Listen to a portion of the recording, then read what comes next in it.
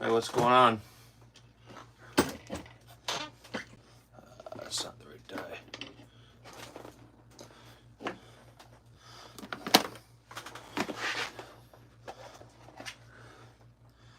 That's the right one. I'm gonna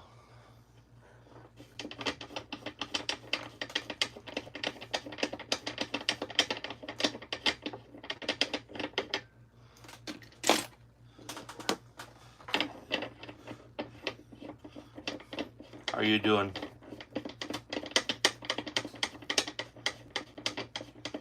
Probably not interested, but I'm gonna work on some rifle rounds.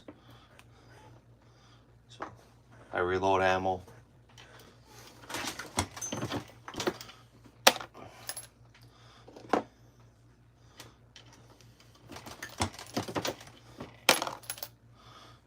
I went shooting yesterday and I burnt up a little more ammo than I was planning on it. So today I have to restock. But feel free to tap in so I know who you are. Orange Smoke, my guy. How are you doing? Hey, you know what, bud? You let me know what time you're going to be home later and I will come on here specifically to be able to chat with you. So I spent the day out yesterday doing some shooting.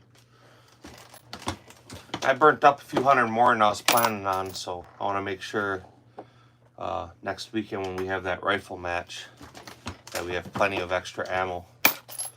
And being everything zeroed in now for this stuff, we'll obviously duplicate it. All right, man, you be good. You have a good day.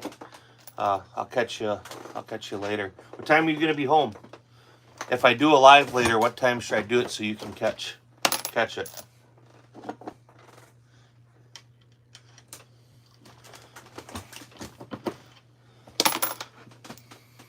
Maybe we'll turn this a little bit more. That'd be a little better.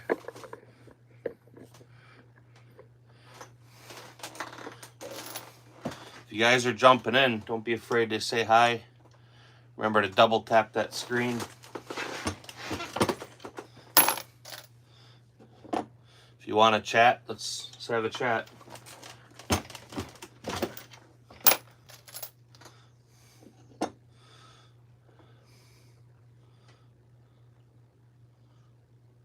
Yeah, I'm having a great day. I'm still on vacation until next week, so I went shooting yesterday. I spent the day at the range doing some rifle work. We have a rifle match in not this weekend, but next weekend.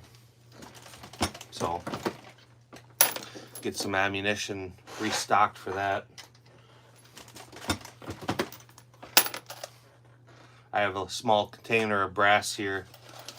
I'll deprime all that, separate it in size, and I'll pick the stuff I don't have to trim since it's just a run and gun match. But how'd your day go?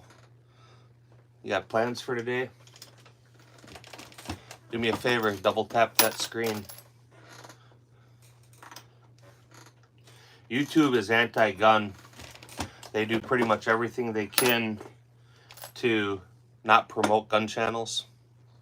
So if you guys want to support a gun channel, especially people doing the right shit, best ways to do it are showing likes on lives when you show up. That doesn't cost you anything. Even if it's not really your thing, right? Even if you're just hanging out here, not really your thing. Yeah, you gotta double tap the screen. Just boop, boop, 2 times. That counts as a like. When you hit the hearts, that doesn't count.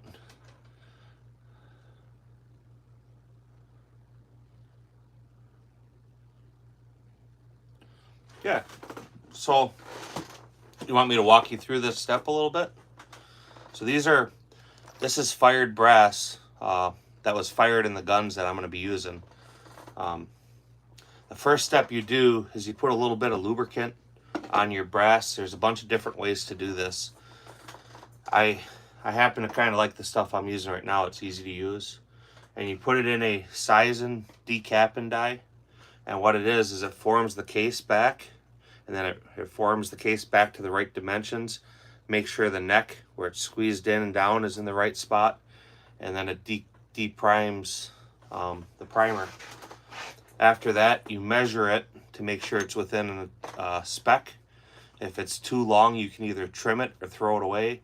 If it's too short, it's garbage. You put a new primer in it. You put the powder in it. You put the bullet in it. There's a million more things you can do to get the most accuracy out of it, but depending on what you're doing with it. So none of our shots are going to be over 100 yards, so I don't need a quarter MOE round. So these are going to be cheap bullets.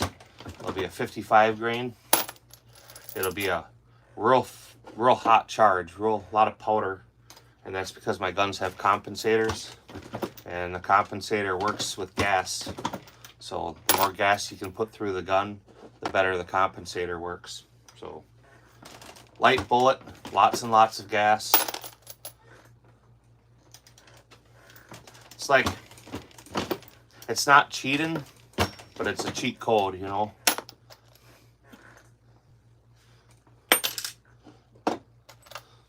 So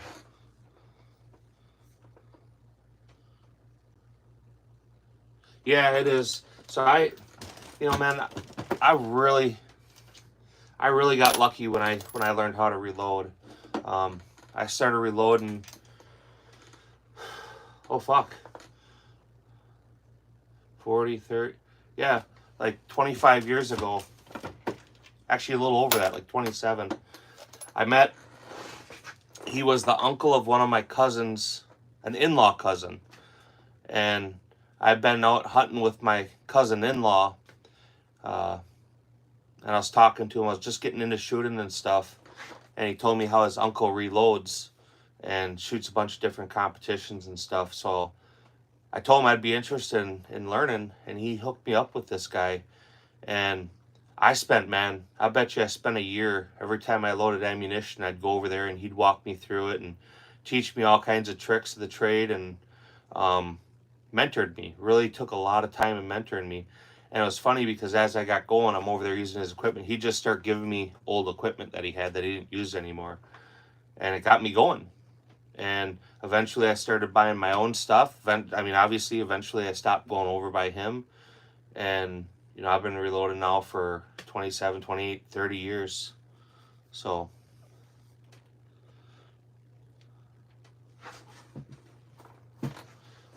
but he got me into competition shooting. He held my hand, took me to my matches, and I wasn't a kid, so he really, at that point, he was kind of old enough that he didn't wish to do it anymore, but he held my hand, which created a whole life for me. I've shot competition now for almost 30 years.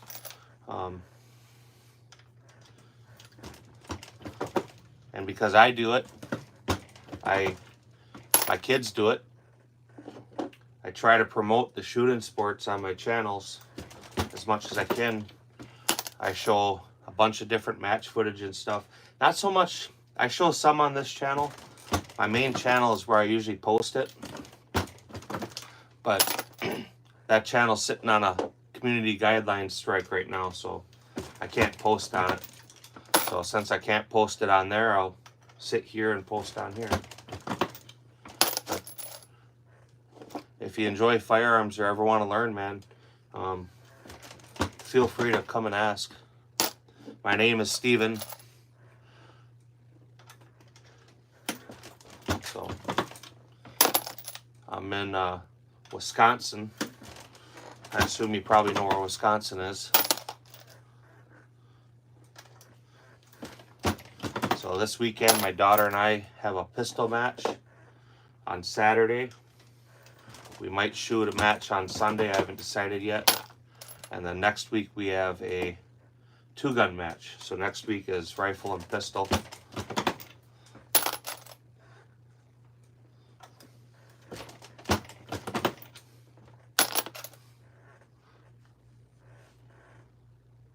That's 308.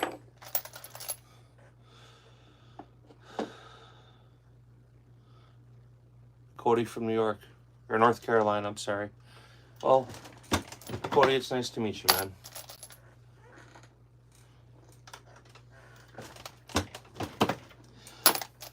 I used to hunt a lot. Like I said, that was how I kind of got introduced. I don't really hunt anymore. I haven't for years. But I absolutely love shooting. I love shooting competitions.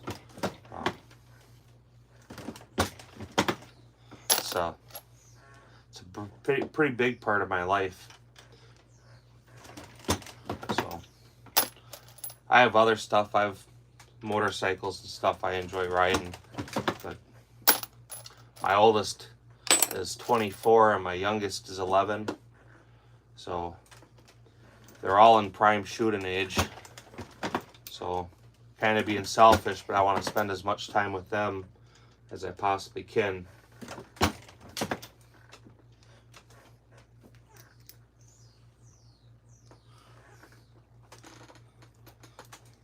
Sometimes you get a primer that is a little stubborn, doesn't want to pop out all the way. So that's what just happened to me there. Yeah, I like shooting. So my oldest son, he only comes out now. He'll come out shooting with us maybe 3 or 4 times through the summer. And he'll usually shoot a couple matches. He commits to at least a couple matches a year. And so I take that whenever I can. My daughter, she shot what's called Steel Challenge the last couple years, and then she competed in junior marksmanship in the winter.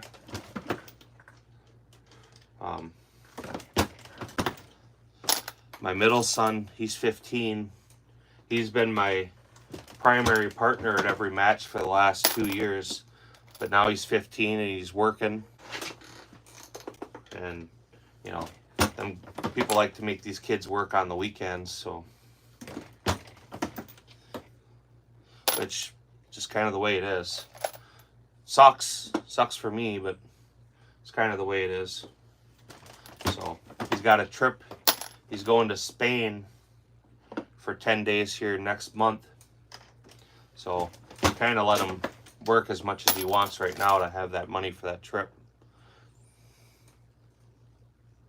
Yeah, dude, it's great.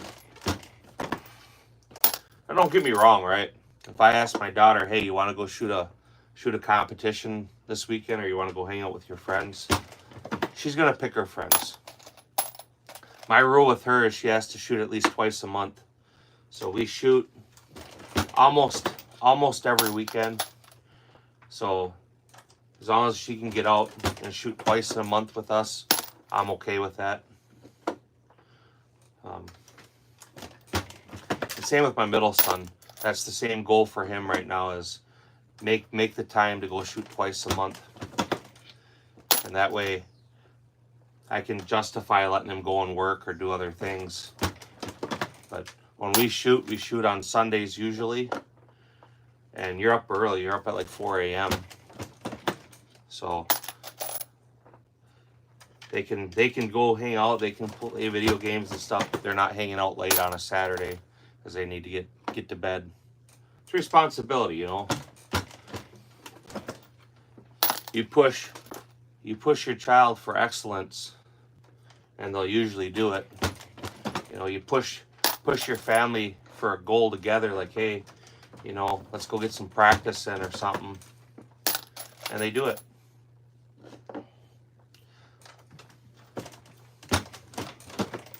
And we have fun. It's fun doing it.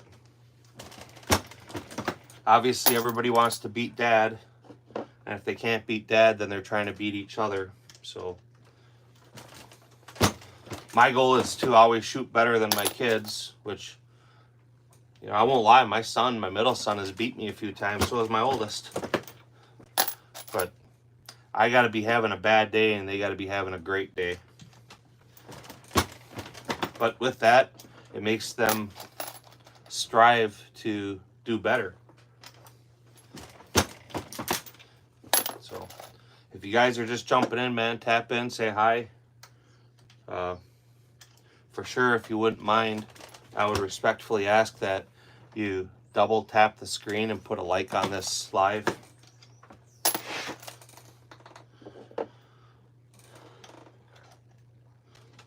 I don't think enough people go shooting with their families, or enough people don't go shooting at all. Part of shooting, and I'm not going to say it's training for self-defense, but if you own firearms, you should know how to use it. If you're a hunter, should you go shoot the week before deer hunt and sight in your gun and call it good? I don't think so. I think you should become very proficient with your firearms. Ammo, how are you doing, man? We gotta restock some of that rifle ammo I burnt up yesterday. So I have 400 primers here. We'll crank out 400 rounds today. Well, maybe today and tomorrow, but depending on what I have for clean brass. I don't have a lot of clean brass sitting here, so I'll probably have to clean some in a little while. But Ammo, what are you doing today?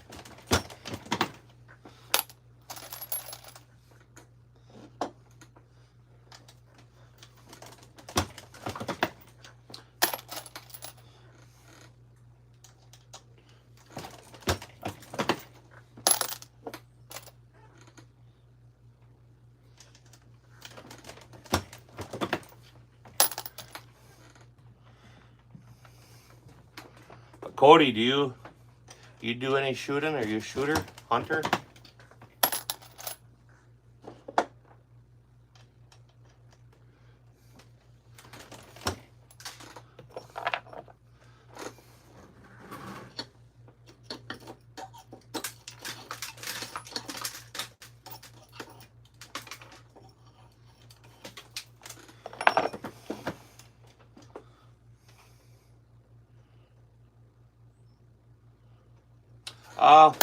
So when you fire brass, it stretches, and it stretches from the base of the brass out, and that's why we measure it to see if it's getting thin.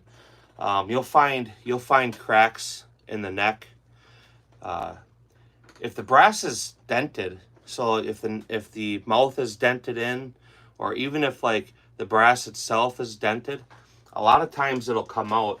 And even if it doesn't completely come out of like the cartridge case itself, you know, down in the fat part here, you can still fire that cartridge and it'll pop out. But you, depending on the rifle or the pistol, the load you're using and stuff kind of dictates how many times you can reuse that brass. It gets to a point where it just starts getting thin and it's dangerous.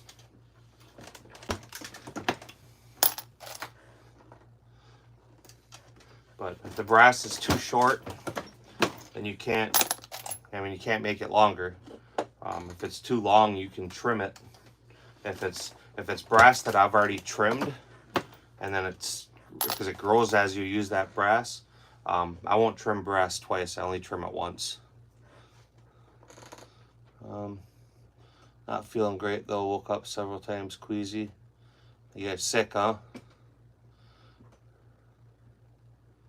Haven't done anything with them in over 10 years. Last time we went hunting, took you 30-30 Winchester saddle gun. There you go.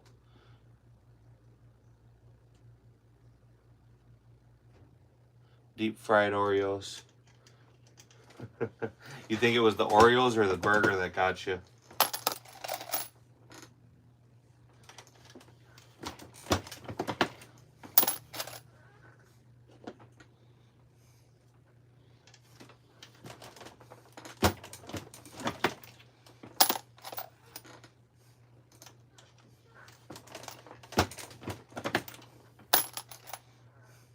Probably both.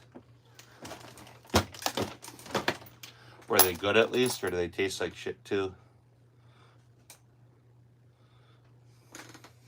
Yeah, Cody, I don't know if you're familiar with Ammo Alchemist. He's pretty good shit. Ammo, you should throw your channel names in here so he can find them. He's a shooter, reloader. Pretty decent guy.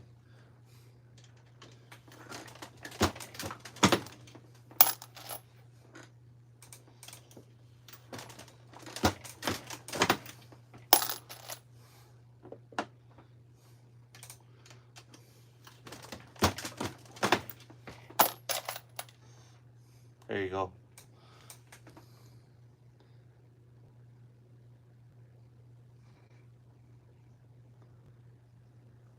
There, we'll pin your comment, man. Which channel you want me to pin?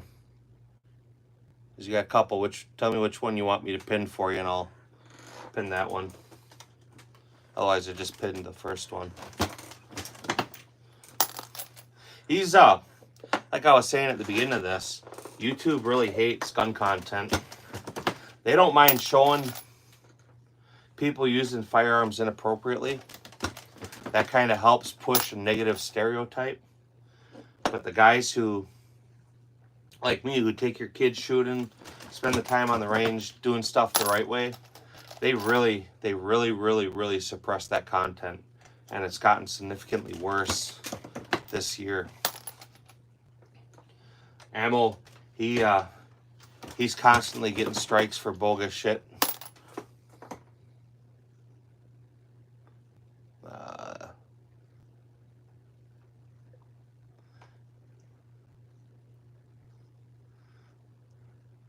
Oh, Rowan. That the right one, Ammo?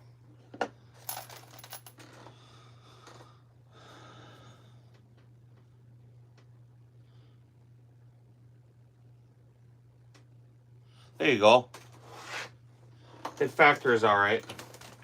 That's that rifle match we have next week, the 2-gun match. That's what that is.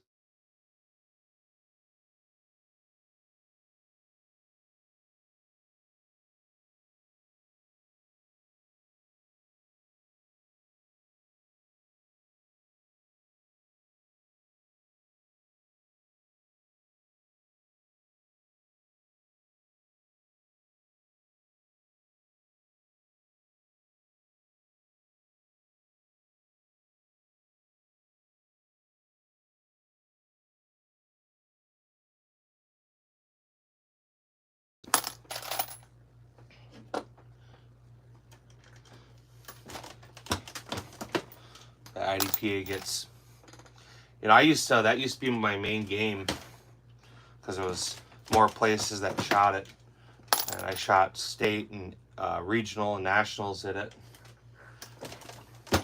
But that was just because it was more available.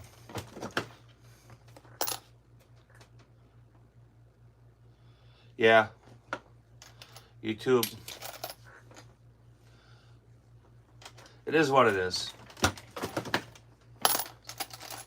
I like to reach new shooters or people that maybe have thought about getting into competition and just kind of walk them through it.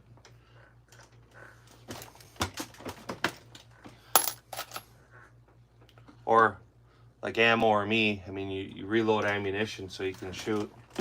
So to get people that maybe have never seen it or are curious about it, to be able to answer questions. Basically, to try and promote shooting sports. So I'm gonna load some 5.56.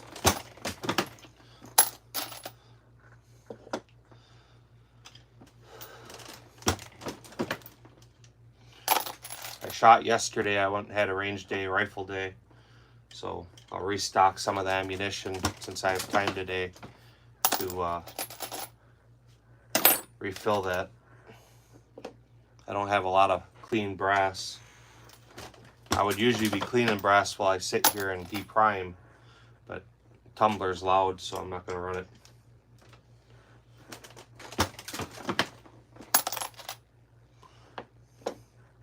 But I appreciate you coming in, Lee, and I hope you guys are having a good day. Any of you guys that kind of scrolling through, if you do me a solid, man, would you please double tap the screen to put a like on this live? That really helps get into the feeds and the algorithms. It helps promote positive gun content on YouTube. I pinned a comment for another channel, Mr. Ammo Alchemist. He's another reloader and shooter. A very genuine, solid guy. It's good people. So, if you like firearms, if you like seeing cool stuff, if you like actually talking to somebody on a gun channel that's live and not showing pictures, Ammo and I are both them guys.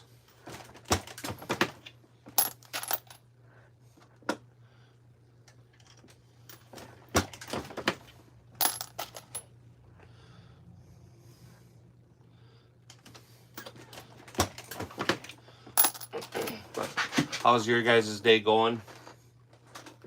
Any big plans for today or the weekend?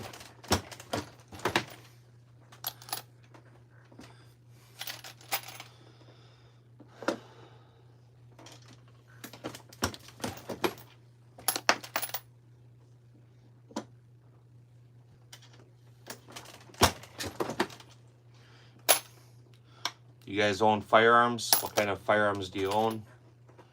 So you were asking about like dents and stuff. That one there you can see is dented in. It could almost be completely crushed and it'll still pop out in the size and die. So you know it's nice and round again.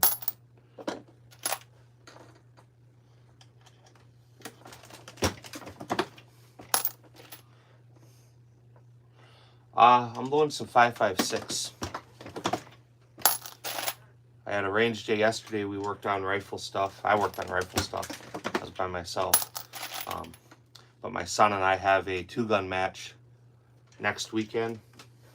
So not this weekend, but the following weekend. So I'm going to restock our ammunition. I don't really have to. I have plenty, but I'm off today. I don't have anything going on until 4:30. So I'll spend a little bit of time and just replenish what I burnt up.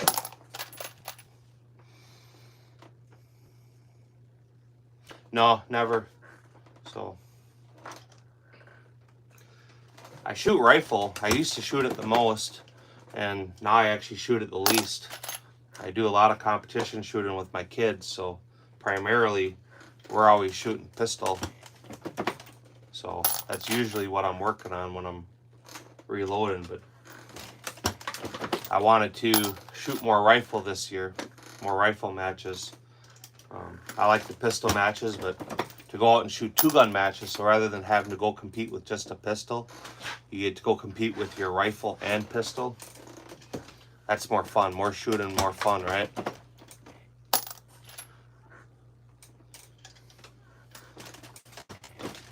So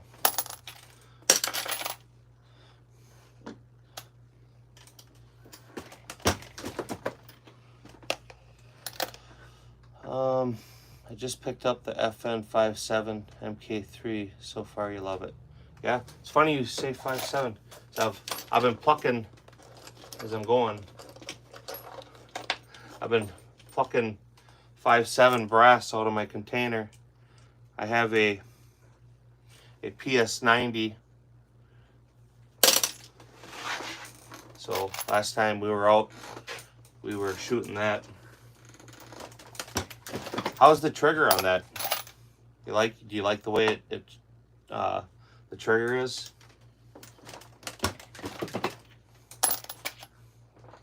To shoot good groups.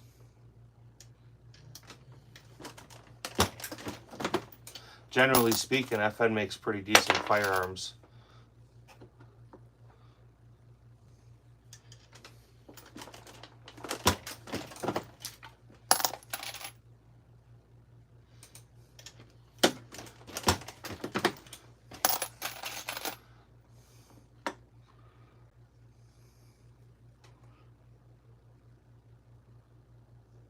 Doesn't have a threaded barrel. Do any of them 5.7 pistols have thread? I don't own any, so I'm not sure if they do or don't.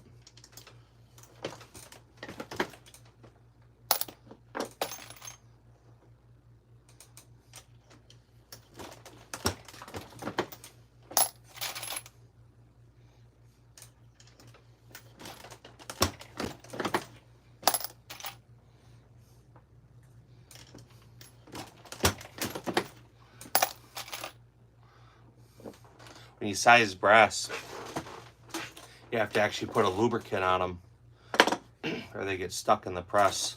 So I don't know if you're wondering what I'm dipping my hand in, but it's a lubricant. They had a threaded barrel. You want a threaded barrel to be able to put a muzzle brake or compensator on, or do you want to put a silencer on it?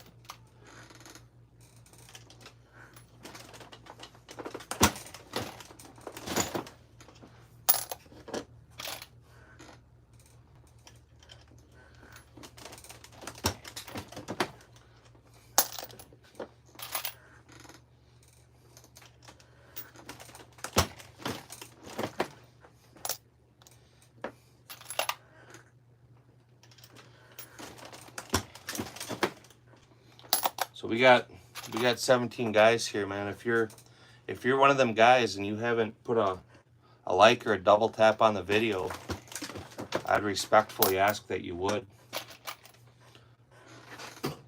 Well, now we don't have 17, but if you're one of the 11 guys, double tap that for me, would you please? Yeah, man, I appreciate it. You have a good day too. Hopefully I'll see you another time, man. For a muzzle brake and 5.7, like a 22 long rifle when shooting. This compensator don't do anything.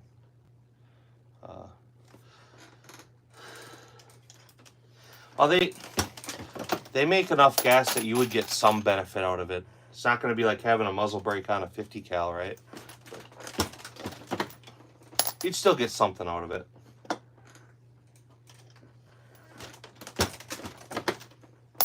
Nothing else that makes cool flames, right?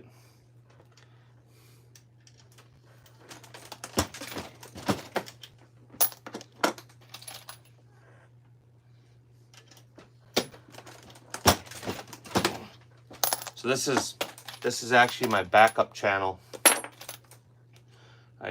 On here I post pretty much when I can't post on my other channel. What's up, Cooking with Love?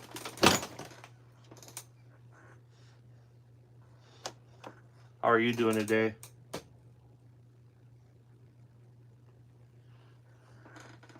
That's a bad one. I tagged you on my my C channel. I tagged you in a video. I posted stuff on 2 of the 3 channels yesterday, and I tried to pin all the guys I talked to in different videos.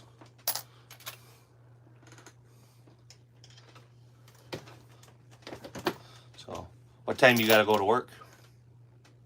Oh, going to work right now?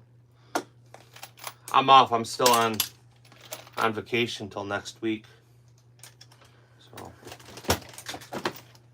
I spent the day yesterday shooting, so today I'm gonna work on a little bit of ammunition to replenish what I burnt up. But man, Cooking with Love, Michael, you have a good day, man. I hope it flies by for you. I imagine you'll be on live later. I will try to stop in probably like 10 o'clock Central Time. Must be like 9 o'clock Texas time or something. I think you're an hour behind us. I'm not sure. I'm off, so I'll be up later again.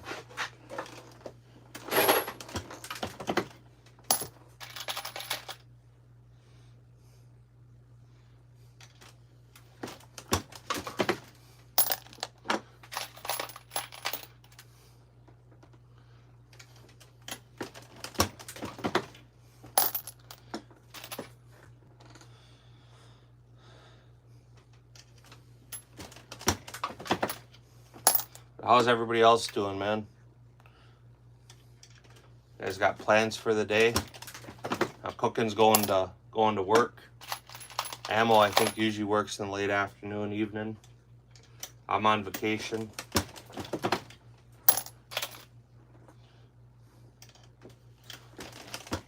You guys got plans for the weekend?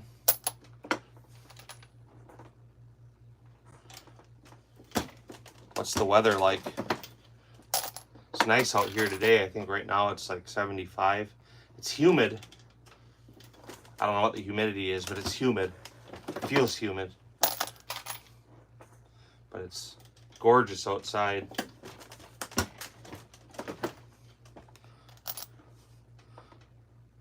As I mainly shoot big bore rounds like 45, 70, 308, and 6.5 Creedmoor. So it's expensive to shoot, but I don't know much about reloading. Yeah, there's some stuff to learn, but when you buy, first thing I would suggest you do if you're curious about it is go buy a good reloading manual. You know, Richard Lee, Hornady, or something like that. As the first part of the book, it tells you how to do it, and it gives you an idea of the equipment. And you can get going on like one caliber if you only wanted to do one caliber. You know, $400 or $500, and that's your biggest costs. You know, a few $100s for a press, or cheaper if you get some used ones. Dies are like $40, $50, and then components. But after that initial cost, that would get you going on the other calibers, and it would also start teaching you how to do it. It's honestly really kind of a rewarding thing. You don't always save money, but you can always build better ammunition for your firearm that your firearm likes. It's like science experiments at home. You play with a lot of variables in your manufacturing process, and it has huge impacts on the performance of your firearm and the cartridge. So, like I said, I don't know if you were here in the beginning, I'm using a 55 grain bullet and almost a full power charge, and I'm not doing that for anything other than getting a lot of gas out of my gun to work the compensators. So the more gas I get, the softer and flatter the gun shoots. So if I were buying factory ammunition, it wouldn't be making the same amount of gas. Some of it does, but the stuff I would have to buy would be fairly expensive, and it wouldn't really be suited for what I'm doing with it. I don't need a super accurate cartridge, I need a gassy cartridge. You know, and obviously then when I want to shoot long range rifle or precision rifle, that's a whole nother process.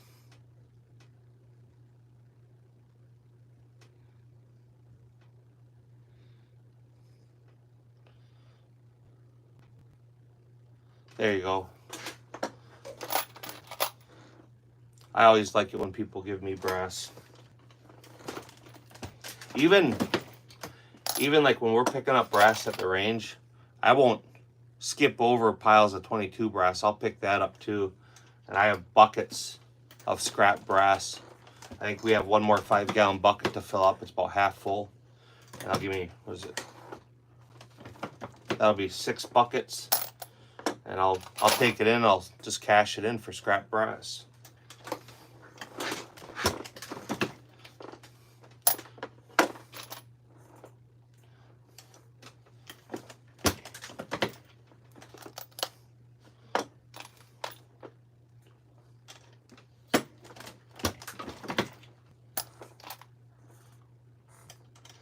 brass is actually one of the most expensive parts about reloading.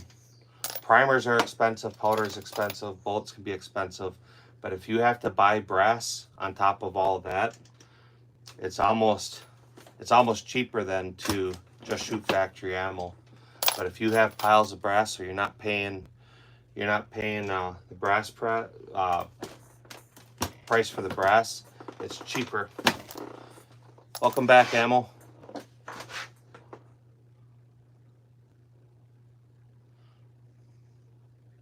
There you go. I appreciate it, Ammo. 5.7 is a whole nother beast to reload. They actually glue the bullets into the brass, and the brass itself, it's not like a regular rifle brass. It's all coated. It's next to impossible to see it, but it's there, and you can't get rid of the coating. So how you clean the brass is a little different than how you would clean normal brass.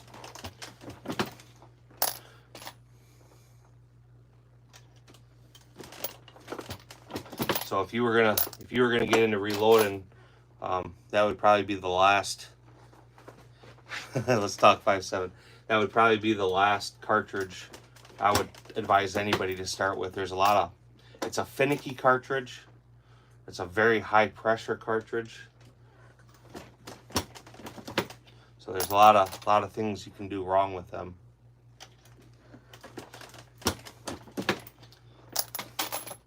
When I bought my PS90, I bought this stuff to reload 5.7, and I've loaded some, but it's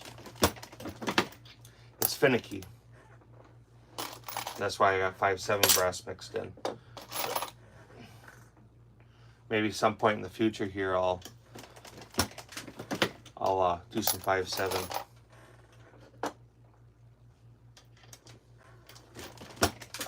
I think if I had a pistol in 5.7, I'd probably shoot it more. But the PS90 is just kind of a novelty. Kids like it. All three of my kids like shooting it.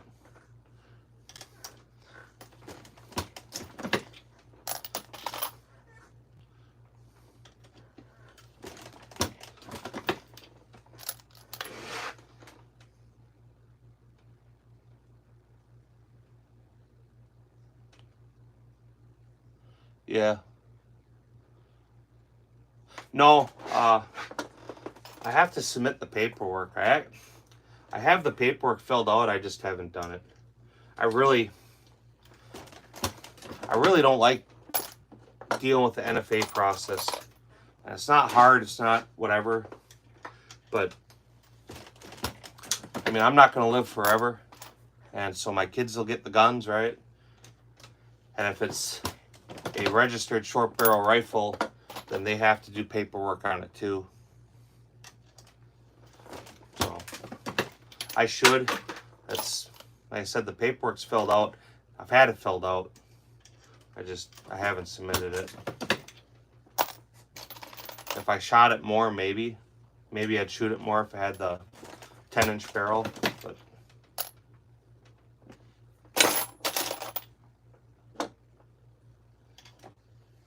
I wish, like Steel Challenge, I wish they would let us use a 5.7. Then I would definitely have it in SBR or any of these rifle matches. Yeah, I don't like it. It's better than it used to be, but I don't know. I don't necessarily agree with the NFA, so I hate using it. That's not saying I haven't, because I got some NFA shit, but I really don't like it. I wish that whole process would change. It should be no different than purchasing a firearm. Go to the store, pay them the extra $200 tax, which then would make the store responsible for sending it in. Fill out your 4473, call the ATF, have it approved, and go home. That's the way the process should be.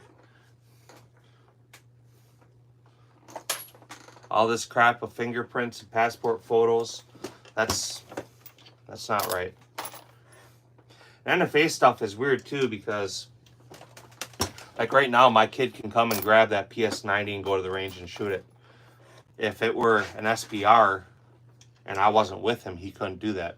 He would be in possession of an NFA item. So he would actually be in violation of federal law. Even though it would be a registered SBR for me, it wouldn't be a registered SBR for him. And there's some ways around that. Like if you do a firearms trust, and you list them on the trust, it's a little different. But that still doesn't make it so my young kids could have it.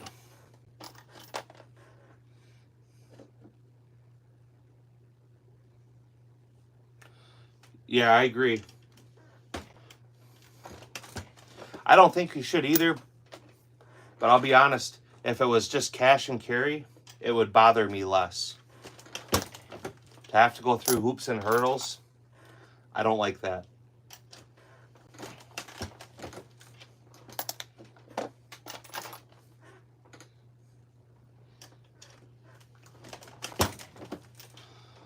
But government does what the government does, and that's create and cause hardships on its citizens.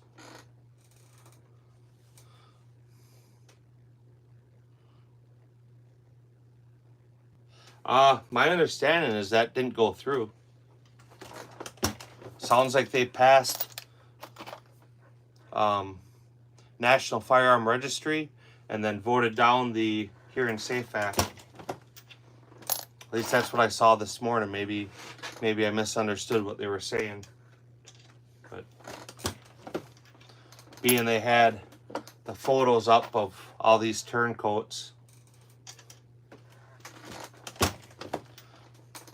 they voted it down, and then in celebration of voting it down, they scheduled a day to go shoot trap. So all these Republicans that just voted down the Hearing Safe Act went and scheduled a day of shooting trap.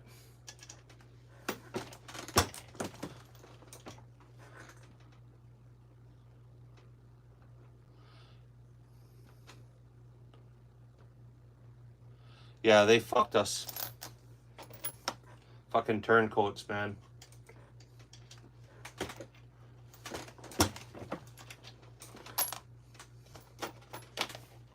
That saying whatever to help get yourself elected just so you can turn and shit on your constituents, that should be a crime. You know, I can't go have misrepresentation on services I'm providing, and our elected officials they're providing a service. We choose them to provide us service and representation, and when they go and turn coat like that, it's wrong. It should be like really, really wrong. They should be held accountable more than, hey, don't do that. I gotta grab some paper towel. I'll be right back.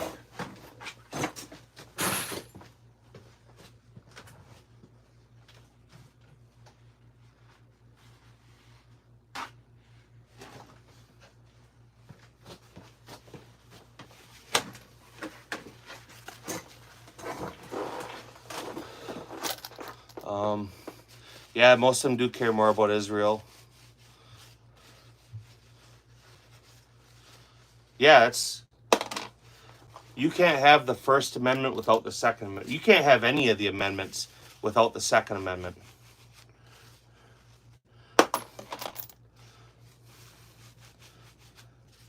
It all supports one another.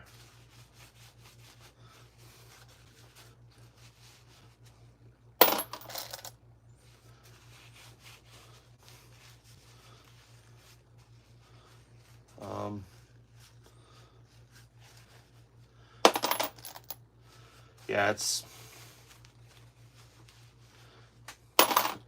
I need to do some more reading today.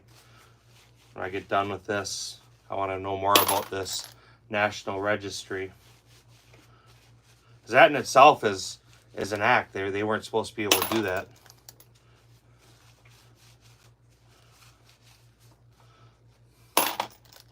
Obviously, everything still has to go through the other branches and get approved and everything else. But the Hearing Safe Act should have been a no-brainer. That's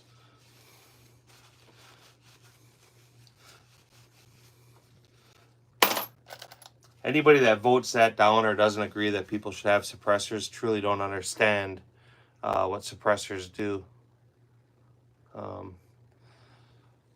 I was a Republican for about 5 minutes. Now I'm nothing. Yeah, I agree with that, man. I just don't like any party. But last election, I went Trump. If the Dems would have picked Robert F. Kennedy, would have been a much tighter election. Yeah, it would have. Yeah, look it up, man. The National Registry is what they agreed upon. And I'm not going to sit and spit facts because I didn't watch enough of it. I opened up the news to see what happened, and they had a bunch of pictures of Republicans, and it said Republicans vote down the Safe Hearing Act, but agree to a national gun registry. And that made me sick to my stomach. So I got up and I walked down here to load ammunition. Not for harm or anything else, but just I didn't want to hear their crazy shit. So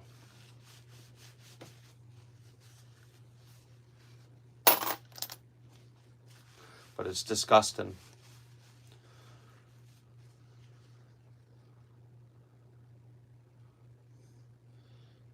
Yeah. More or less. Like, probably 80%. The two biggest things are firearms and fucking abortion rights. I could even say the third, the gay and the transgender shit too. Them are kind of the three things that generally separate or have differences in the political parties.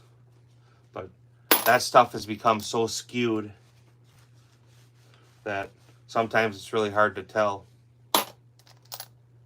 That, and I should say that, and marijuana, right?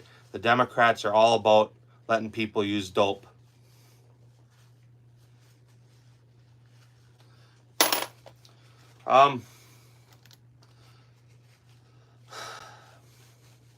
So my theory on abortion is pretty simple. That's not really my place to decide. I'm not going to say if it's right or wrong, but what I would like to see is if they're going to allow a woman, especially a young woman, to have an abortion, there should be a certain amount of counseling or such as a class that has to go with that. You want to have an abortion? Hey, you have to go in and get educated.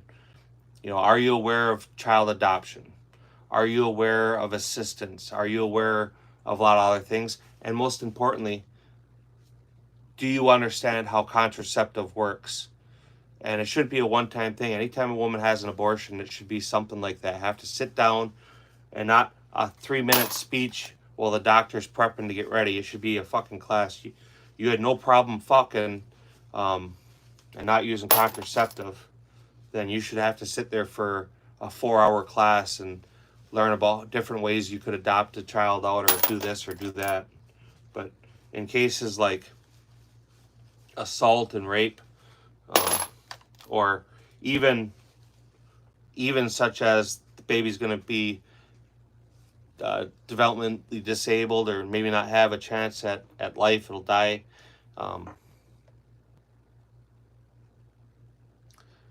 That should be maybe an exception.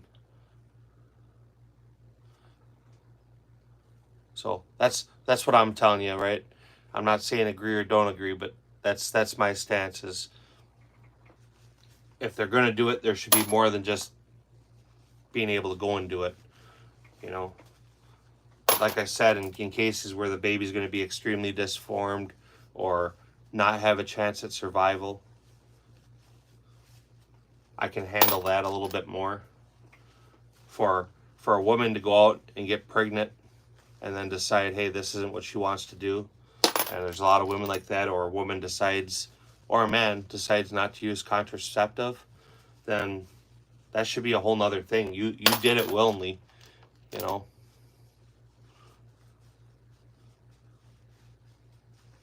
Yeah.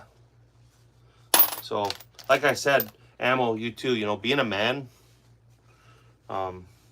I have 3 kids.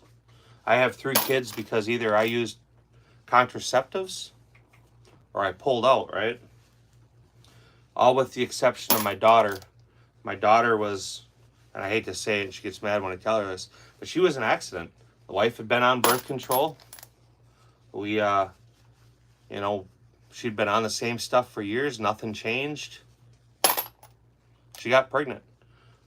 You know, I don't dislike my daughter. I'm not unhappy that we had her. I mean, she's fabulous. She's a great kid. She's going to be a great person. She's got a big heart, a big soul. She's warm, compassionate. You know, all the things that a good young woman should be. But I think a lot of people, they, rather than practicing safe sex, they practice morning after pill. And that's wrong.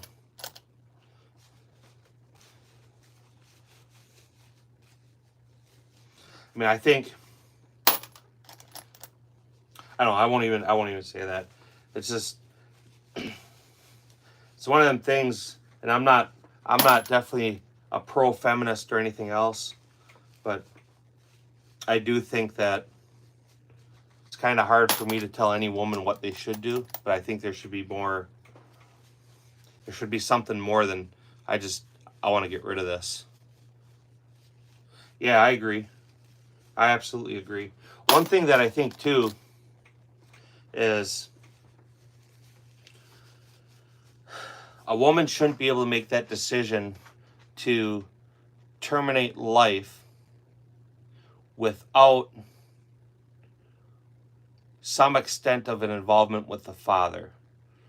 So a lot of men get women pregnant by accident, on purpose, but they didn't intend for it to happen.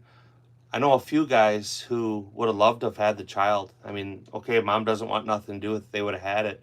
And these women went and had an abortion and it devastated them. You know? So what kind of changes would need to happen, or how would it happen? Because there's a lot of issues or situations with, like he said, with assaults and rapes, incest. You know, are you going to go ask your rapist in prison, hey, I want to terminate this child. Are you okay with that? You know, I don't like the way the process is. There should be some process. I just don't know what or how. It's easier to terminate a life than it is to adopt a dog from the pound. That's kind of fucked up.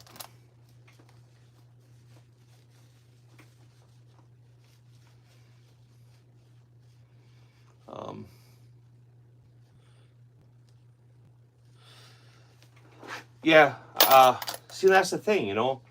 How many people do you know that were just straight fuck ups, and then they had a family, and they changed their life?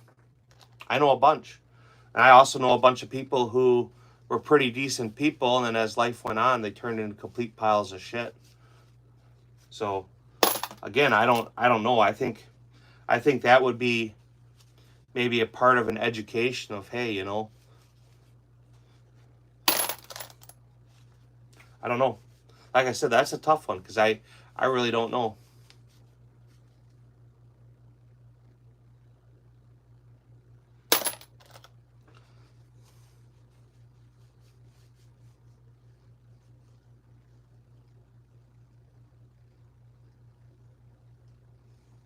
Really? You're the only one in your family with kids?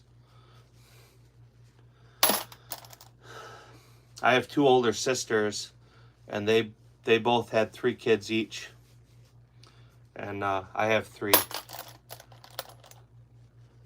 So we did our part. I didn't get my shit together till after my first kid.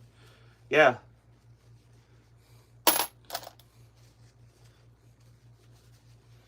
Kids affect people differently. You know, women are affected differently. You know, a lot of, not all, maybe less now, but a lot of women change who they are. You know, all these girls were party whores and shit, and then they get pregnant and they end up being a mom, being a good mom. But again, that's not guaranteed. But there's definitely examples out there of women that have, you know, a dozen abortions. You know, that's fucked up. You start having that many abortions, then you should just be made sterile.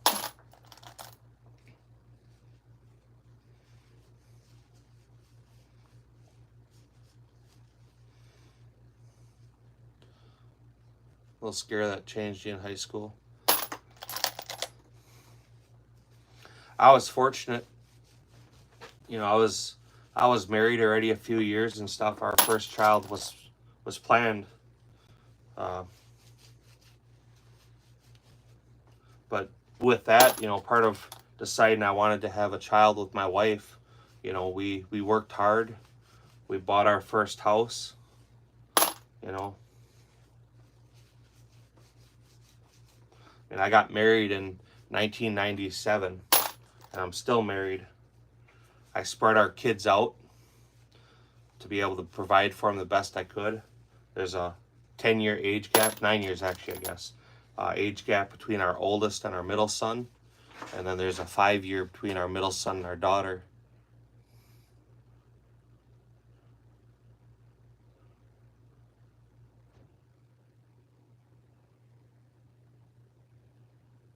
Yeah, I don't agree with that stuff either.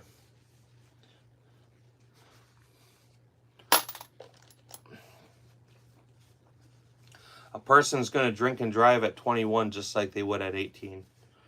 And I'll be honest, anybody I know at the age of 16 that wants alcohol and get fucked up, they can get it. It's not a big deal. That's just a way for fucking somebody to stand on someone's throat. The whole handgun thing. If you can buy a firearm, then you should be able to have a handgun.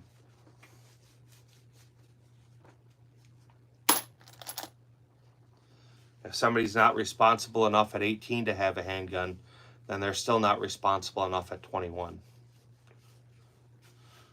I'm married to be a black lady, which is fine. My brother-in-law married a Korean lady, which is okay. I actually love that lady. Nobody has a sense of race that I do. Nothing makes your handgun more deadly than a rifle. Nothing at all. Just a way of control. Koreans are pretty different people, man. I've known a few that came from South Korea, and they were all like, number one, they were educated. Number two, they had a great sense of, what do I want to say, awareness. Like, they weren't fooled into thinking everything was kumbaya. They were realists, very down-to-earth people. Yeah. I don't disagree, Ammo. You know, to be honest, everything is going that way because all the different races are kind of melting together. That's one thing.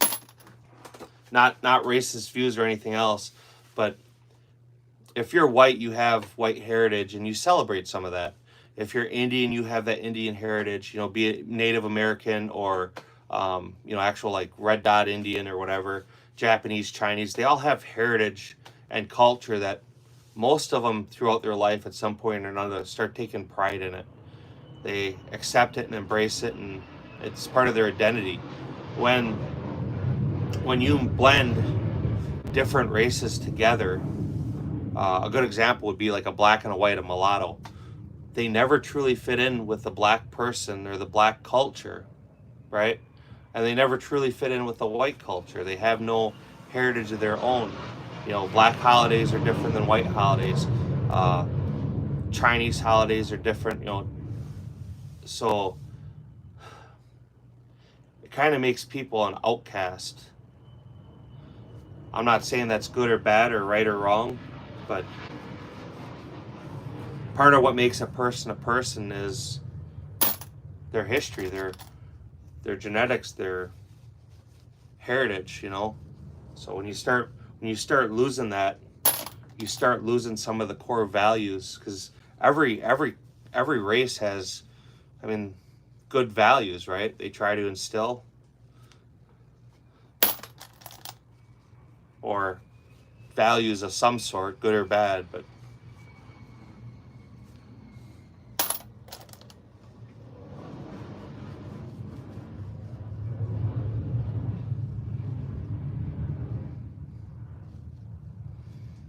yeah, it's, people just don't understand firearms, man. You know, you start talking about how deadly a 5.56 cartridge is, and then, like you're saying, you got a 30-06. You fucking jackasses, you have no clue what you're talking about. And that's a shame. That tells you right there that that person doesn't have a right to say a word, because they're not educated. They don't know what the fuck they're talking about.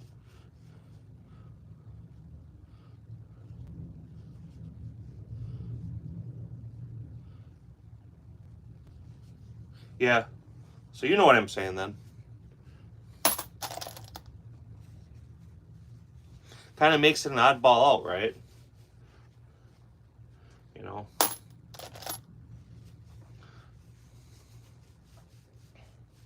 But think about it. Maybe that's part of the reason there's so many trans people, right? They lost their identity, their cultural identity.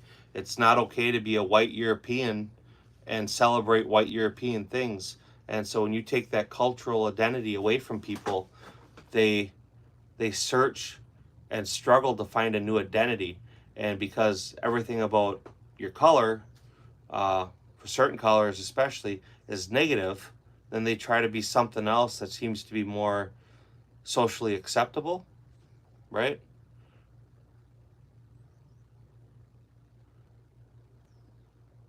Yeah, I would prefer not to take either. One thing, and you know, you've been here in here a minute. I don't. I own a lot of firearms, and I don't own any of them. Not a single one that I want to go cause harm with. I enjoy shooting. I enjoy recreational shooting. That's enjoyable to me. It's no different to me than the guy who likes golf or darts or bowling, baseball. It's a sport. It's a recreation, and you know, we could make an argument about people being killed with baseball bats, or environmental impact from golf courses, right? Between the pesticides, herbicides, the loss of agricultural land, the negative social impact that a bunch of yuppity white motherfuckers driving around fucked up on golf carts. And people would, if you made that argument, right? If you made that argument, people would look at you like you're the biggest pompous jackass and the most uneducated person on earth to even insinuate something like that, right? And then you have some drunk politician that's probably under federal indictment for molesting his intern telling you how you shouldn't own a firearm because they're horrible.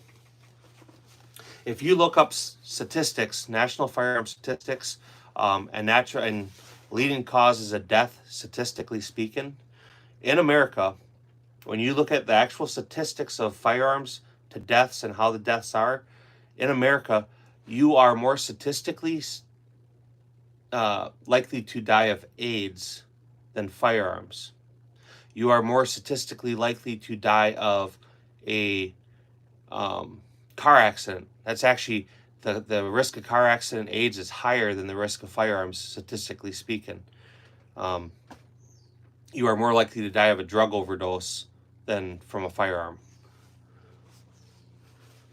My son just had to do all that research. He did a paper for school, and we sat there. I helped him with it. Absolutely. And when I first met my girlfriend, she didn't agree with me owning AR-15s at all. I haven't owned defense firearms until she shot the AK. My wife used to be the same way too, and now she just accepts it as part of who we are. I mean, our kids all shoot competition. She doesn't really shoot much. She has a carry gun that she's never carried ever, but she knows how to shoot. She knows how to use firearms. She's, got a concealed carry permit. She's been to hunter's education. I took her hunting once.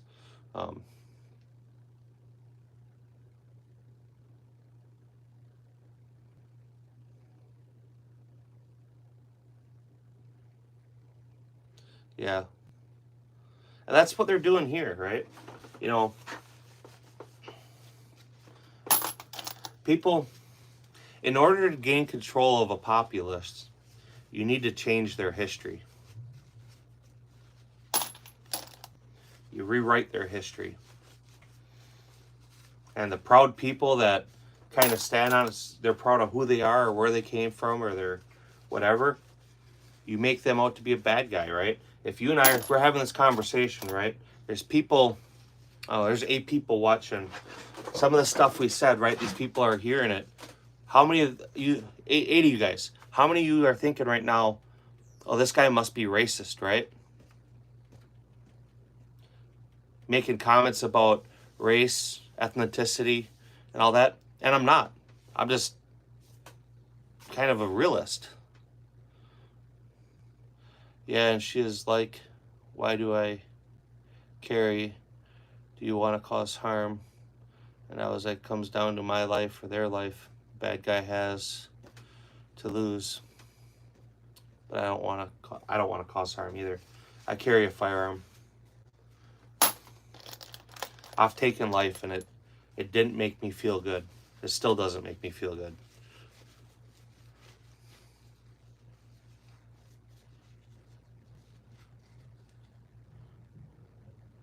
Yeah, I agree, Ammo.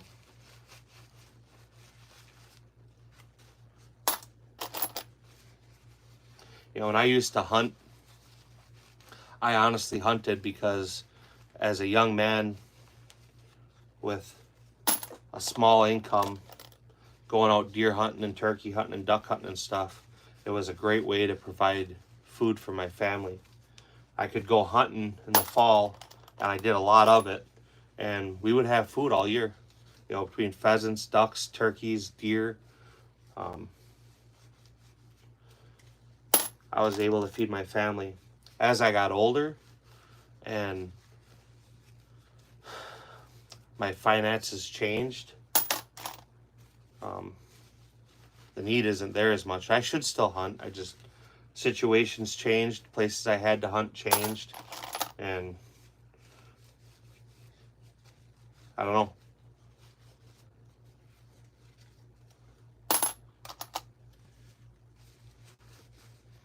But including Germany, right? I'm German. My grandparents immigrated from Germany. My grandfather was actually a German soldier that was captured, brought to the United States, and went to Fort McCoy in Wisconsin as a German POW. After the war, he was sent home. My grandma, whose last name was Hans, her family immigrated right after World War II. My grandfather's side, Fritz, they immigrated right after World War II with Hans. My grandpa was stuck in Germany then. They were doing cleanup, and he was allowed to immigrate because his family was here. And then when he came, the Hanses, the Fritzes were family friends. They blah, blah, blah. Grandma, grandpa got together. They made my mom's bloodline. My grandparents on my dad's side, they immigrated. I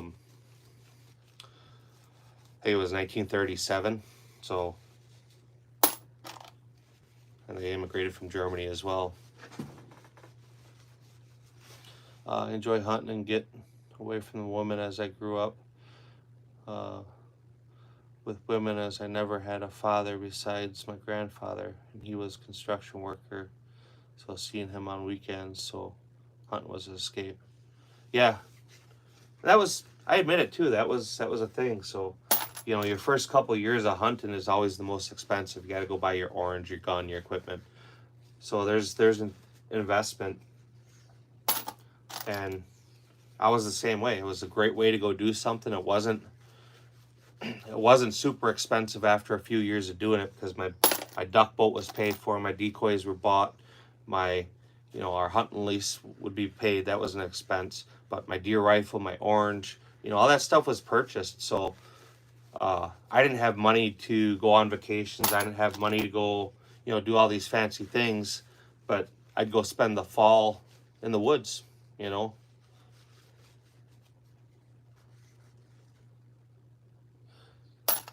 There you go.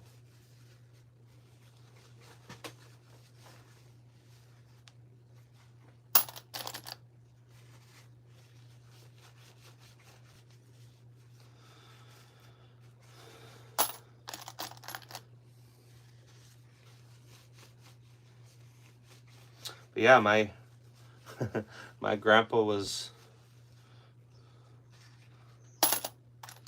a POW. So it's funny because obviously, you know, my grandparents, on both sides of my family, you know, they had the German values and the German heritage, and they instilled that upon my parents.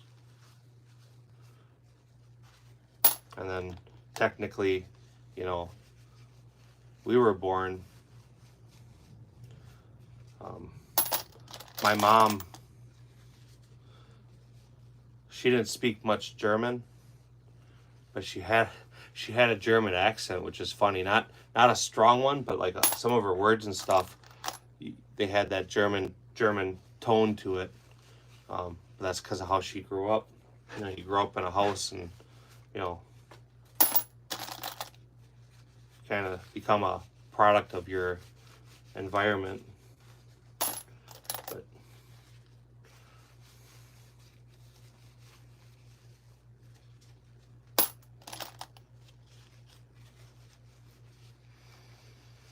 my great grandpa was in Vietnam, but he stayed in the States and just moved supplies around.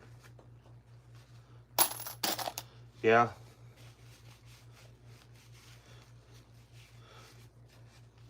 Hopefully he considered that was lucky. That was a horrific war. That was a war for no reason either. As Americans, we like to do that every once in a while. Go swing our little dick around to remind the rest of the world that we'll go fuck some shit up.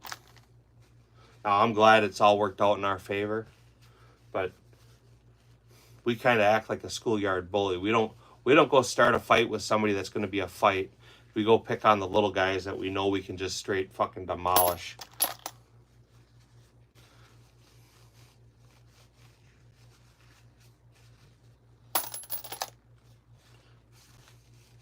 Which, like I'm saying, is a good thing, because imagine, you know, in Vietnam or Korea, we went to war with China or the Russians instead of, you know, in Korea we did. We, you know, at the end there, that was when everything kind of broke off, is when the Chinese got involved. You know, they sent a million fucking Chinese troops to the war zone.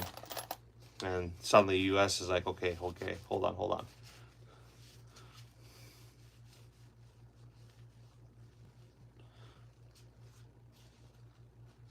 Yeah, he got lucky then.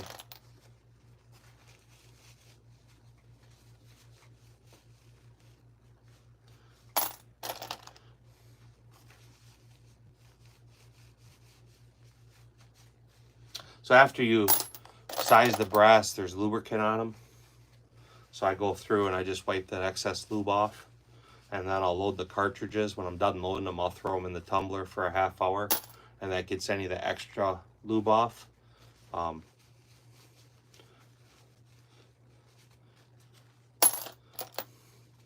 if you tried to shoot these through the gun without cleaning all this lube off, you would have problems.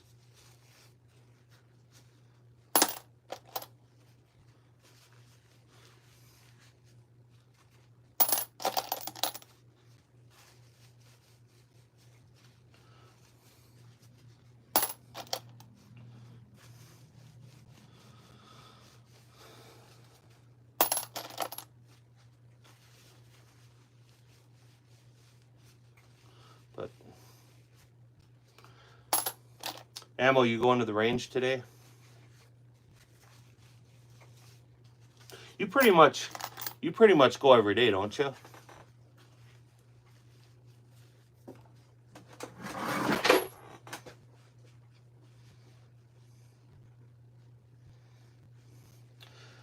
Yeah. The easiest cartridges to start out loading are pistol cartridges. There's a lot less steps to go with it.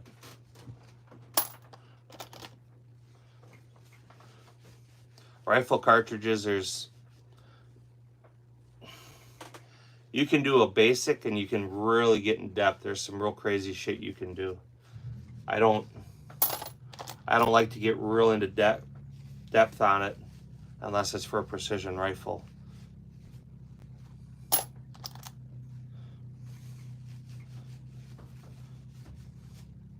So like I said, the stuff I'm working today is for a 2-gun match. Most of our shooting will be within 50 yards. There's potential to be out to 200, but it'd be one stage and it wouldn't be much of it. But so I'm not building the most accurate cartridge I can build. I'm building the cheapest cartridge I can build that shoots reliably in the firearm, and then I'm putting a light bullet on top of a lot of powder to make the compensator work.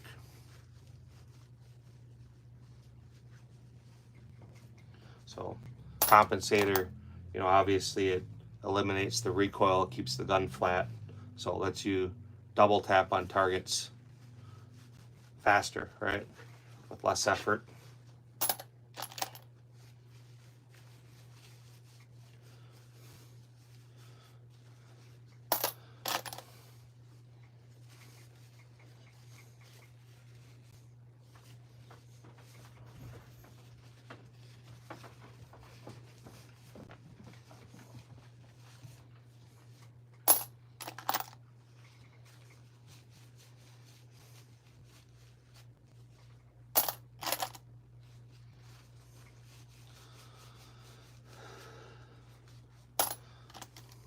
Ammo must have dipped out. Either that or he's in the bathroom pooping. You built your 6.5 Creedmoor AR-10 for a marksman rifle, 24-inch barrel, with a 1.9 inch or 1-9 twist, a 24 power scope.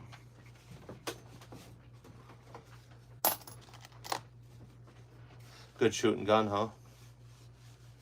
I don't own any 6.5s. I'm older, obviously, so everything I own is chambered in. Not every gun I own, but my larger rifles, they're all in 308. I have an AR-10, you know, couple bolt 308s, big bull barrels and stuff. So I've thought about the 6.5 Creedmoor. But I'd have to buy brass and bullets and all the other stuff that goes with that, dies. So it's kind of an expense I don't need to have because I have buckets and buckets of 308 brass. If I were starting out now, modern time, then I would probably be on the 6.5 Creedmoor bandwagon too. For me, the furthest I have the ability to shoot is 600 yards at a range. and we have rifle matches at 600. So yes, the guys with the 6.5s are doing better now. They definitely are. But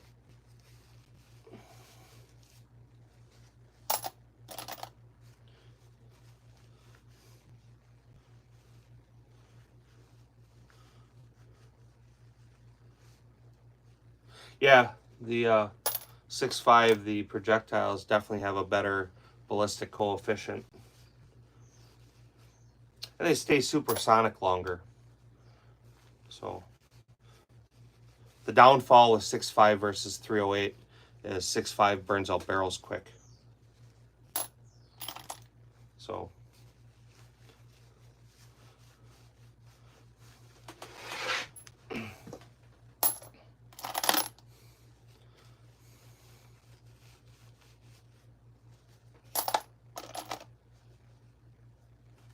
yeah, 308 hits harder.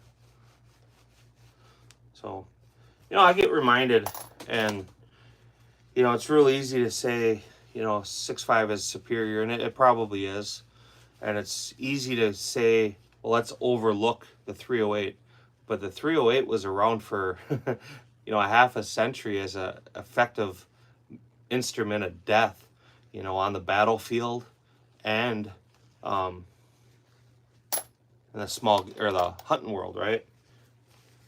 And in competition. So is there better things now? Yes. Should you dismiss a 308 as being ineffective or inferior? Absolutely not.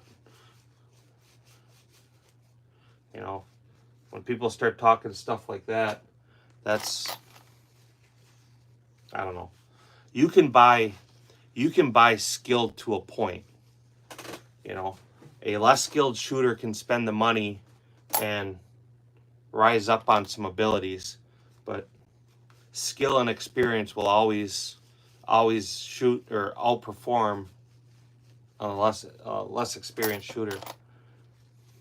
It doesn't mean that less skilled shooter hasn't bought some performance or some advantages, because they absolutely do.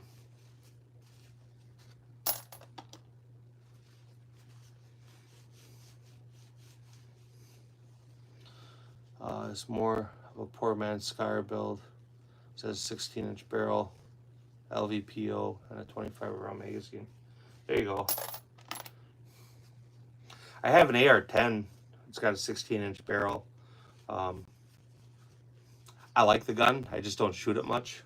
I have a M1A. That gun I really like. I shoot that. I don't shoot that as much as I should either, but I really enjoy that rifle. I have a L1A1 too, so a FAL.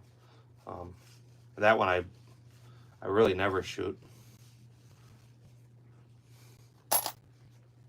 Other people shoot it, but I don't. It's got a L1A2 optic on it, so the optic is offset to the left side of the gun. I'm left-handed, so I have to shoot the gun right-handed when I shoot it, or remove the optic.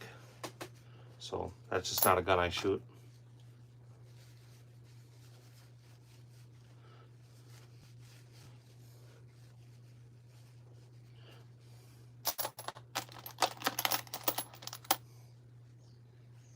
Yeah, M1 carbines are tack drivers, man.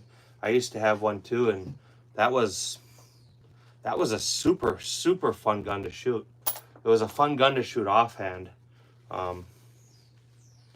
Super lightweight rifle, super light cartridge, equivalent to a 357 Magnum, so it wasn't a slouch, right? You know, it wasn't a 30-06, but M1 carbine's a good cartridge. Shooting 110 grain projectiles, yeah.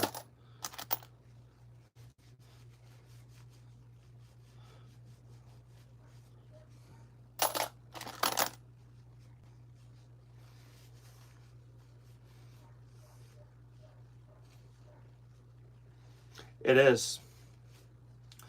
The ammunition's gotten a lot more expensive.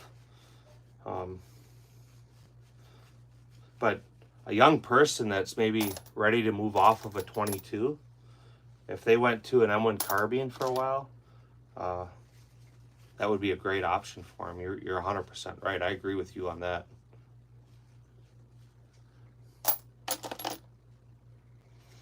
The one I had, it was a Iver Johnson, new manufactured. I had one before that. It was Iver Johnson, World War II, and I didn't have that one very long. It had developed a crack in the gas port by the piston, and that was unrepairable. Then I bought that Iver Johnson. That was a new manufactured, but it was I don't know, retro gun, right? I sold that. My wife and I have been married for 10 years, and the wedding ring and engagement ring I had, my mom gave me. And for our 10-year anniversary, I sold that carbine, and I went and bought my wife a real nice engagement and wedding ring set. And in hindsight, 100% hindsight, I should have kept them one carbine.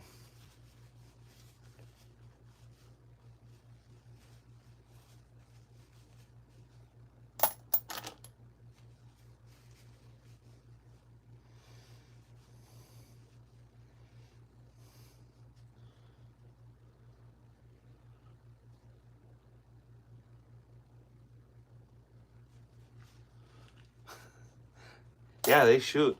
They're good shooters. We used to play as like, I'm sure you played the basketball game Horse, where, you know, you'd have to call your shot, you know, maybe one hand, one leg sticking out and shit. We used to play that on silhouette targets.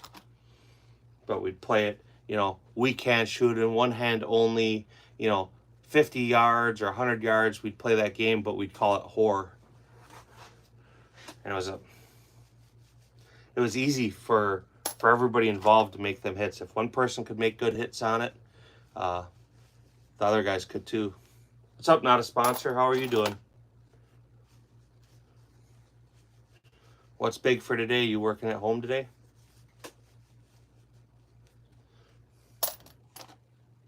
I have to replenish some of my rifle ammo from yesterday. I shouldn't say have to. I have the time. I'm off yet, so I'm gonna replenish what I burnt up. I don't have shit going on today till 4:30, so being I'm off, I got nothing to do, I'll crank out a couple hundred rifle rounds.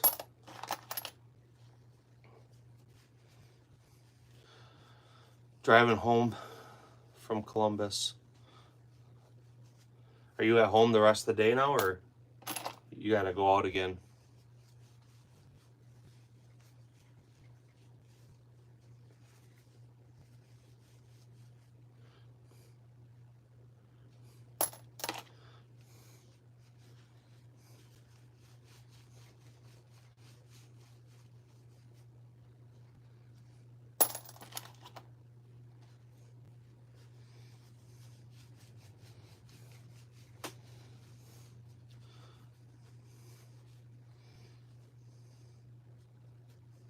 Oh, you're still in Columbus? You said Columbus is like, what, an hour and a half from you? Not a sponsor. That guy's in here. We've been chatting for quite a while. He's pretty good dude. I didn't ask that guy, do you have a channel you post content on? Hour and a half. Is your Mosin top 5?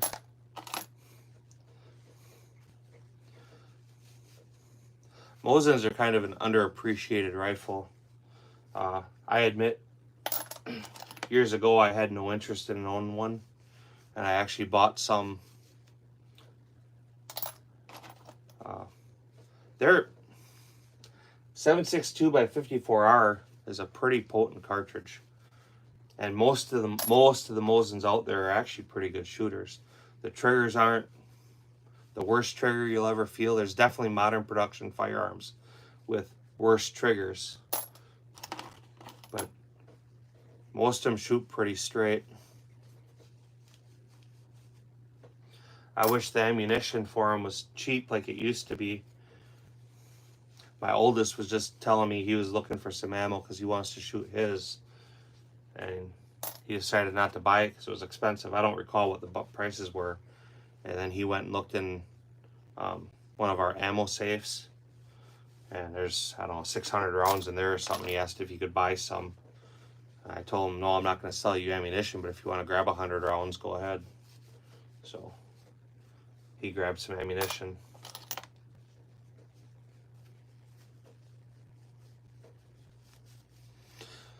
They used to be called the garbage rod. They like I said, they shoot good. Most of them shoot good. You know, they weren't designed to be an ultra precision rifle with super tight tolerances. It was a wartime production that a country losing a war that was within days or weeks of losing the country was mass producing, you know. And they worked. They were effective.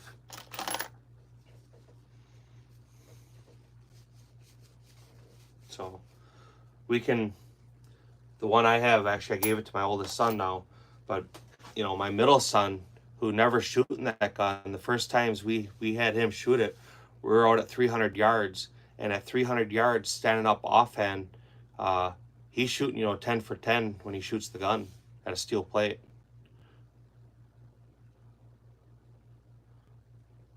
You close the bolt that goes off. Yeah, that's that might be something you want to address.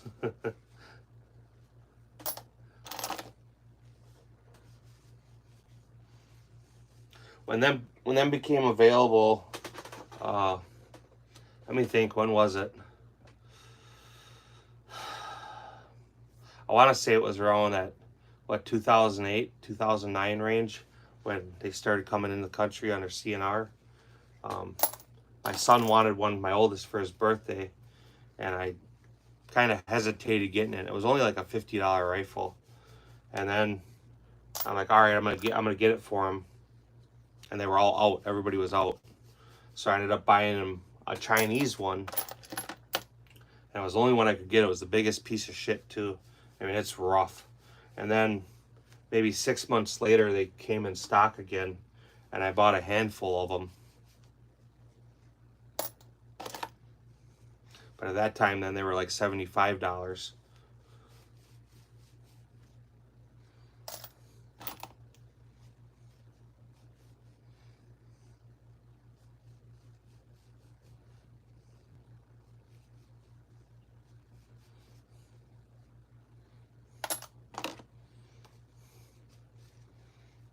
You know, it's amazing too. You look at that cartridge, considering it came out, I think the 7.62 by 54R, that was what, like 19 or 18, it's like 1894 or something.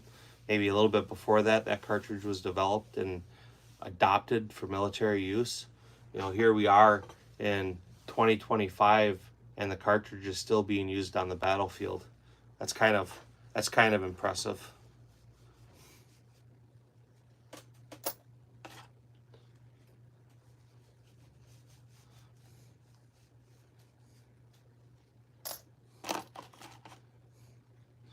So it's pre World War One. Do you know what the date code is on it?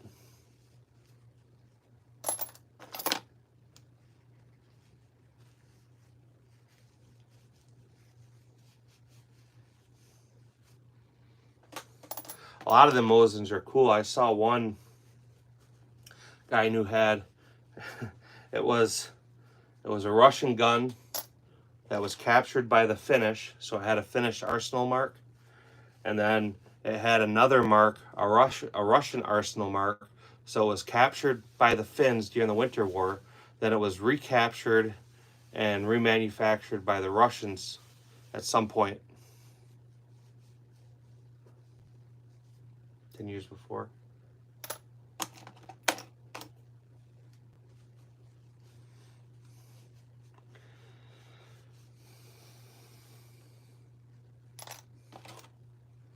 He was showing me the marks and I didn't believe him.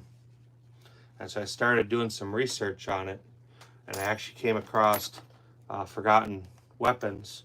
And Ian, he actually had an episode where he was showing the exact same thing, where it had been a Finnish captured weapon, and then it was recaptured by the Russians. And he was showing the marks, and it was, the markings were identical to the one that my guy had. So kind of, you're not faking that stuff. There's no reason to. Well, I suppose there would be, I mean, financially, but that wasn't a thing they were doing. Definitely nothing he did. But, you know, imagine people talk if an item could tell its history, you know, fucking service rifle. It's in major wars. Then recaptured by the original country. Re-arsenaled and then reissued. Kind of impressive.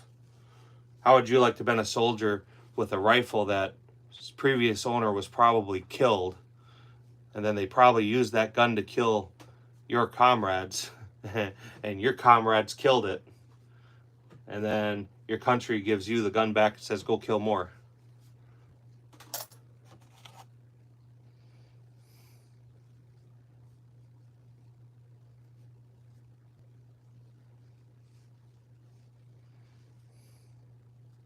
I assume that man on the rifle is deadly. Yeah, I would think if it's got tally marks in it.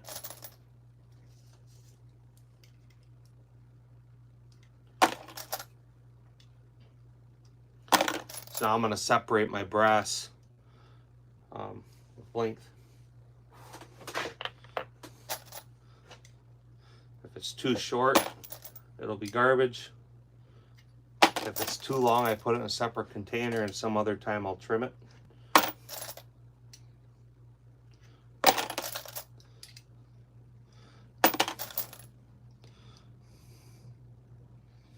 John, how are you doing? Yeah, no, I'll be on here a minute yet. I already sized the brass and deprimed it. Now I'm measuring it. I'll probably prime it. And then I'll probably stop until after my appointment later. But what are you doing today?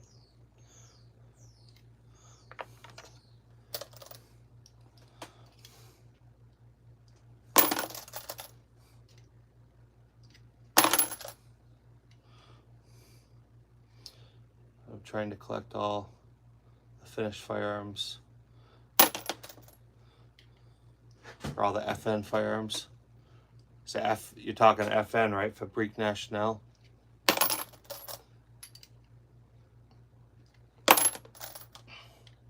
They make good guns.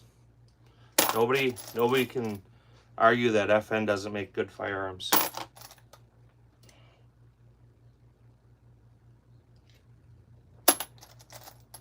I can't. They've had some weird shit, you know. Like the FS 2000, that was a pretty weird gun.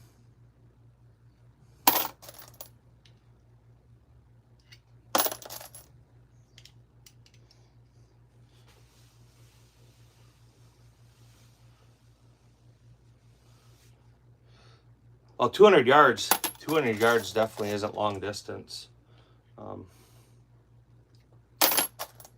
But it's more than most people shoot. A lot of people, you know, they have a rifle and they go shoot 15 yards with it, which is fun. That's what we're going to do next weekend. We're going to shoot all close-up rifle in that 2-gun match. But 600 yards is fun. But you almost need a spotter because it's hard to hear.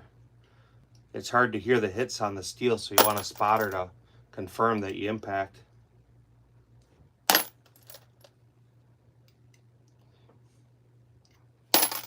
I don't shoot as much rifle as I like. Mainly because the last couple of years with my son competing, you know, learn one skill at a time and master it. And he was definitely on the getting good with the pistol. So I told him last year that this year we would shoot more rifle, and that's why we're signed up for rifle matches. So he likes shooting rifle. He's good at the precision rifle shooting. he's not real good with the run and gun type shooting.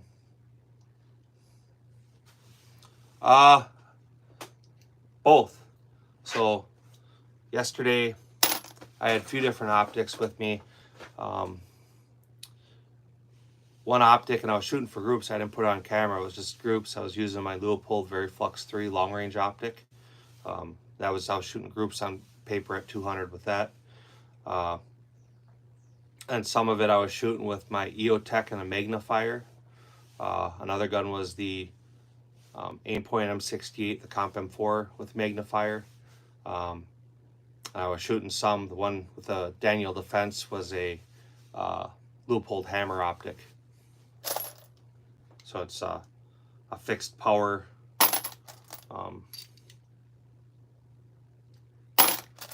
optic with a illuminated reticle. That optic and that gun is a pretty easy gun to shoot and make hits with.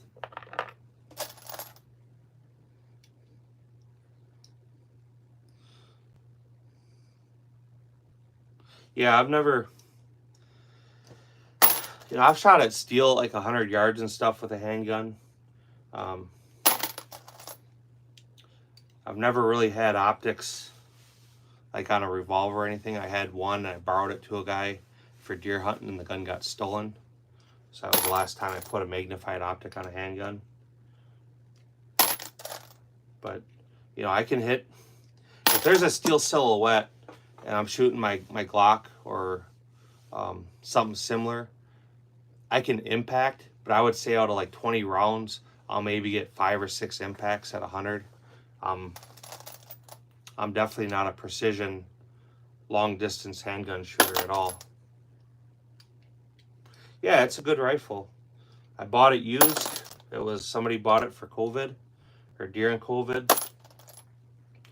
They stuck a bunch of parts on it. They put that Leupold hammer on it, and then they sold the gun. So, was it a $2,200 gun, $2,000 gun with a $1,600 optic?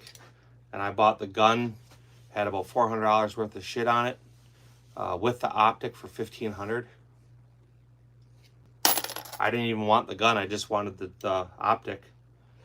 And they wouldn't sell me just the optic. I had to buy the whole gun, considering the optic was out of production. It was brand new, and the whole package was the cost of the optic. I bought the whole gun. I 100% intended to strip that optic off and put it on something. And I wouldn't now. It's a good shooting gun. The more I shoot it, the more I like it. It's been 100% reliable. It's accurate. It doesn't care what I put in it for ammunition. It shoots well. It shoots 55 grain projectiles as good as it shoots 68 grain. Maybe not. Let me say this, right? It's not going to shoot a quarter MOA with the 55 grain, but at 200 yards shooting a steel plate, I make the same number of impacts as I do with the 68. Group size, yes, heavier bullets, the group size shrinks down, but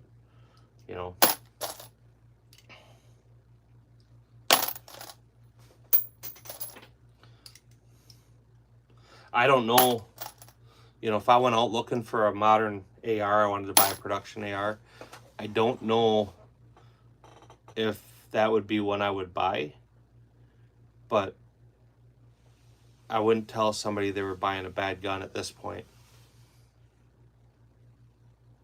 Yeah, generally your optic is the same cost or more.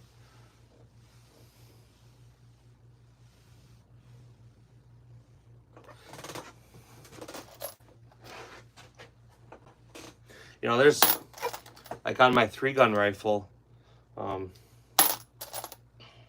optic on there is just a primary arms 1:8. But that gun gets thrown. It gets thrown in barrels. It gets slammed to the ground. The optic is good enough for what I do with it as competition gun. If I only had one AR and I had to use it for everything, then I'd probably have something nice, a Swarovski or a Schmidt & Bender, a Night Force. So it depends on what you're doing with it. Cool.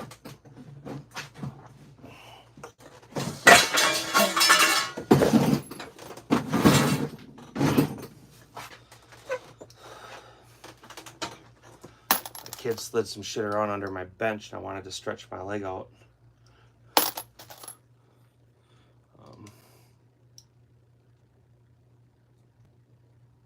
Yeah, I want to get, honestly, dude, I was talking about this last night with people.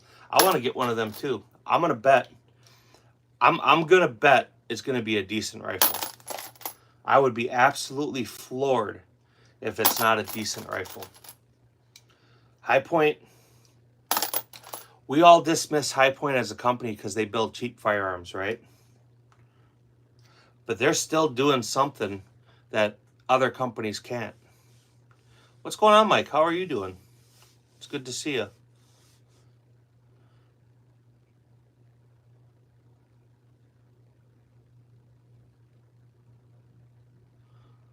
Aimpoint makes good optics. They take a beating.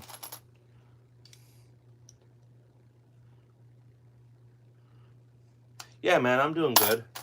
I spent the day on the range yesterday shooting rifles, so we'll work on replenishing some of the ammunition I burnt up. Yeah, that Hi-Point rifle for less than $500. What I'm going to say, and I'm confident in this, right? For that price range, I'm going to guarantee, I will guarantee it's going to be a better firearm than an Omni or a Radical Arms or Bear Creek or what are some of the other cheap ones out there? I guarantee that gun is going to be twice the gun for half the money.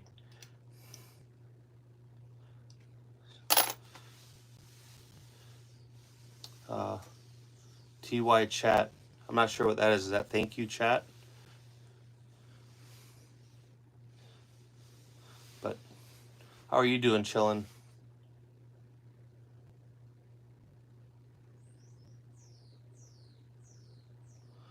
Aimpoint is okay if the 357 is dependable firearm. I wouldn't do it.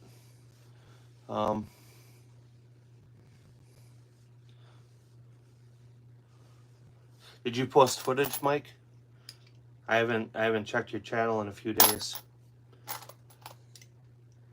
I usually check all the stuff on my other channel, but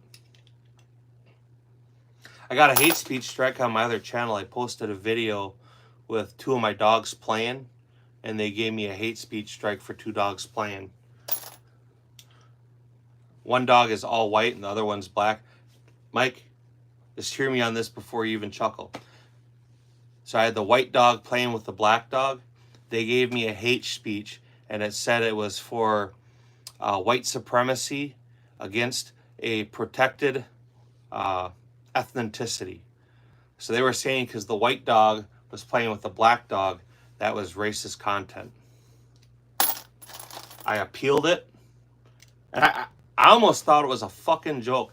And honestly, if you guys go on this channel, you can find the post. I did a post of it, and I screen recorded YouTube's strike saying this is what it is. This is actually what they said, and I played the video so you can see what it is. I'm telling you no lies. It's a white dog playing with a dark dog, and they said it was white supremacy, hate speech. So you can actually find that video here. It would have been like a week and a half ago, a little over a week ago.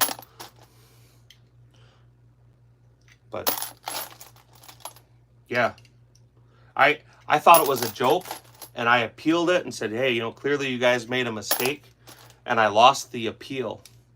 And then I contacted them, and man, I went round and round and round with them saying, and they kept saying, no, man, this is clearly hate speech. How is it hate speech? It's 2 dogs playing.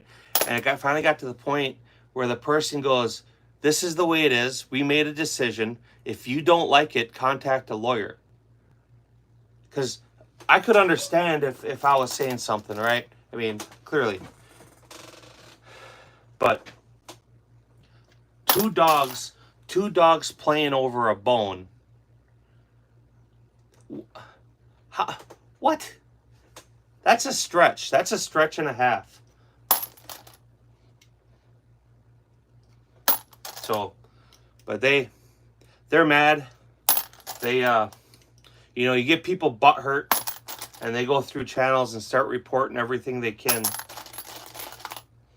And it just takes some pompous jackass to go along with it. And it's a shame.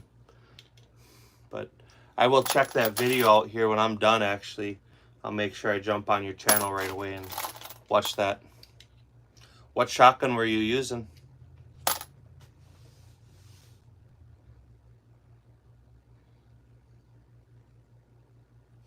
Putting dots on pistols is kind of a thing now.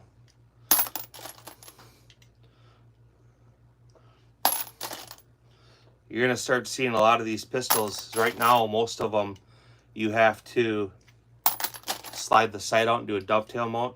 But a lot of these guns, especially in competition, you're starting to see a lot of guys going back and shooting revolvers because they have compensators and then they have red dots.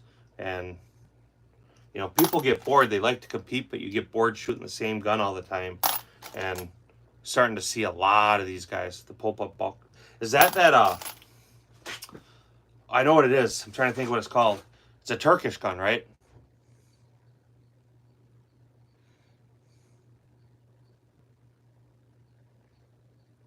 Yeah, well, they're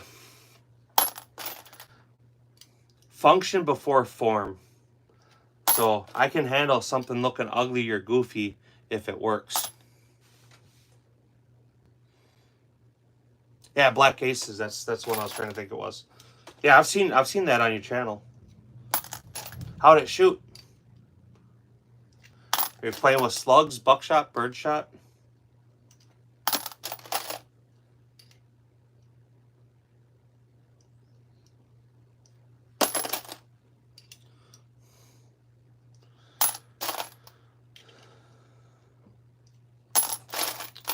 I came across the video, a guy had one of them, and it was Cerakoted in an American flag, and his channel, or the title of the video was like the most American firearm ever. And I went on there and I told him, I said, no offense, but that's like the least American thing ever. You have a Turkish made shotgun that's putting an American flag on a product to market it as American. That's not an American. That's a fucking Chinese thing that they would do. And him and I went round and round and round, and he kept saying it was American. I'm like, no, if it was American, it'd be an American gun. You can't take a foreign country, put an American flag on their product, and then market it as being an American firearm. And he ended up finally blocking me from his channel, which wasn't what I was going for, but. And I even told him, it's not that I don't think it's cool, but don't tell me it's an American firearm and patriotic, because it's not. It's a sham. Now, if Remington did that, if Winchester did that, if some of these other firearm manufacturers, Mossberg, that would be American, you know. But to take what I considered, and I think what I told him was, that's a sign of corporate greed, not patriotic pride. Yeah, that's exactly what I'm saying, you know.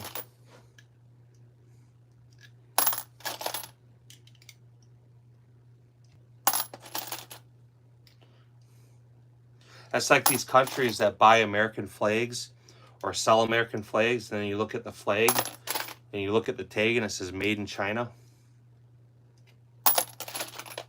They put a flag up in our break room. I work for the Department of Defense.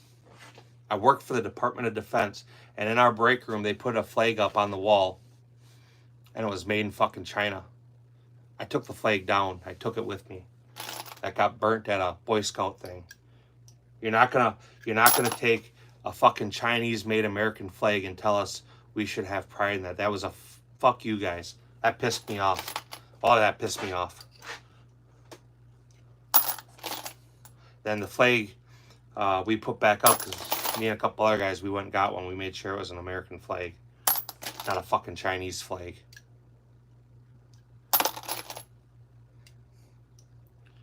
Yeah, that's it, because it sells, man. Corporate greed, you know, corporate marketing.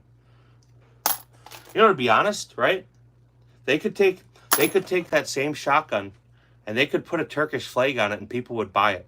I would think that was cool, right? Turkish made gun with big old Turkish flag on it. That would be kind of cool, especially if it was done right. That would be cool. And that would show me that their company is proud of where they are and who they are and their heritage, right? And people would buy the gun because it's cool, it's different. Put your flag on it, you know?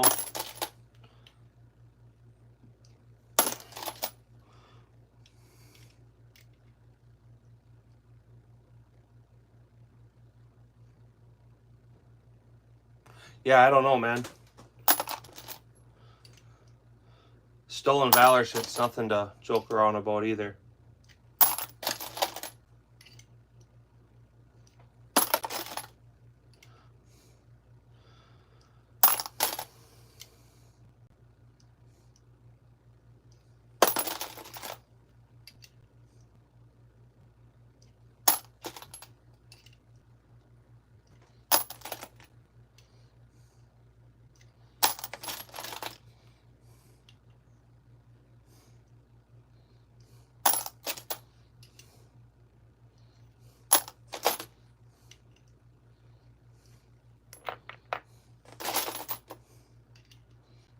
Mike, are you on break? Your lunch break, probably. If you're still here.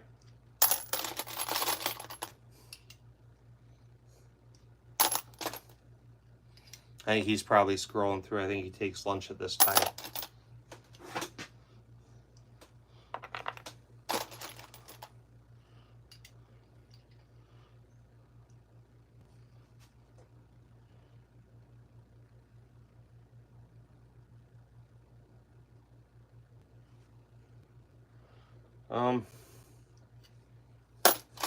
So there's good with the bad. Peacetime is tough. Wartime is difficult.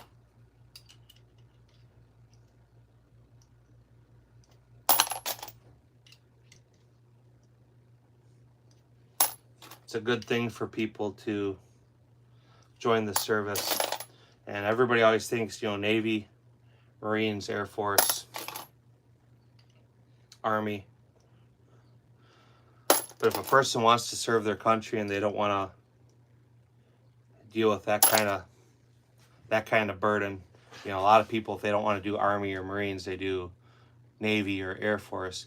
But I have a few friends that were all active duty Coast Guard, and they provide some really good security for our country as well as other places, and it's a service. So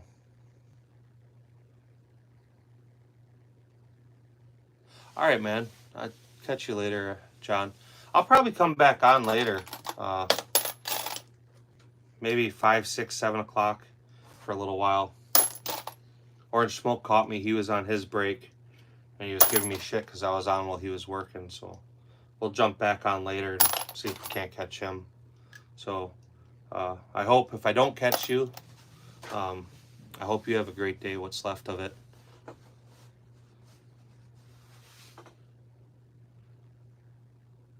Yeah. I appreciate it, man.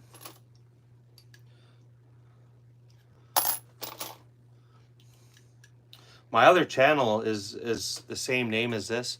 It's FV_ordnance. This one is, and that's the handle and the channel name. And this one, the channel name is FV_ordnance15, and then it's actual hashtag or whatever is Freedom Firearms. But when I'm able to post on my other channel, I primarily post on that. That channel's monetized, so it makes more sense to post on a channel that I make money on versus one I don't. I missed that one. That one too. How the fuck them get in there?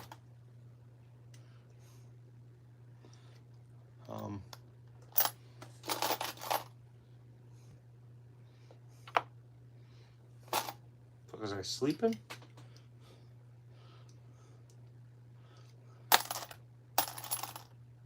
Got a couple right here that I somehow missed priming or depriming. Don't know how I did that. Probably because I was talking, I guess.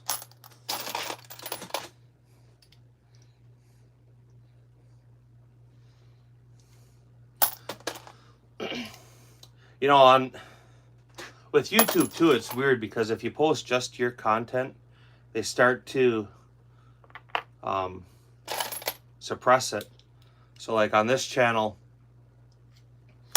I sat on the same number of subscribers for probably 6 months. And so then I'd post my content and they wouldn't show it. And so then I green screen some stuff to try to break out of the algorithm. And it'll work. You'll get views and you'll get subscribers, and then they'll start suppressing that. So when I can go back to my other channel here, I'll play the green screen game on that for a minute too. Yeah, the background's really cool.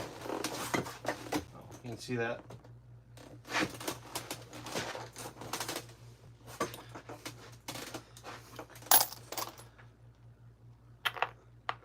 I don't have very many CZ shirts. I got a few. How the fuck them all get in there like that?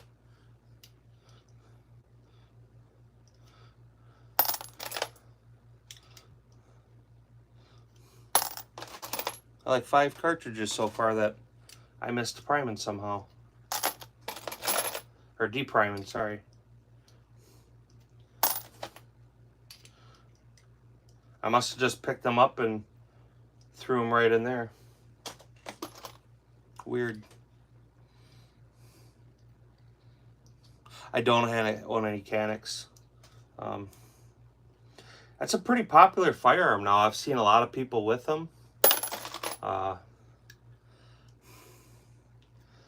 have a lot of CZs. I have a lot of Glocks. I have a Beretta. I got some 1911s. CZ, or I'm sorry, Canik. They don't offer anything that I don't already have in another platform, so it doesn't make sense for me to buy that. If I bought it, I would want it for a competition gun, and I would have to get all the equipment to go with it, magazines, holsters, and so on. Fuck. I must have got seriously distracted. It doesn't make sense for me to buy one now. I've looked at them. The last one I looked at, and I'm almost considered it, was the steel frame Canik, and I'm not gonna lie, that had a really nice trigger in it. I didn't care for the way the gun felt, but it's probably more because I'm not used to it. I'm used to other things, so it feels awkward and weird. John Winks, he's big into the Walthers.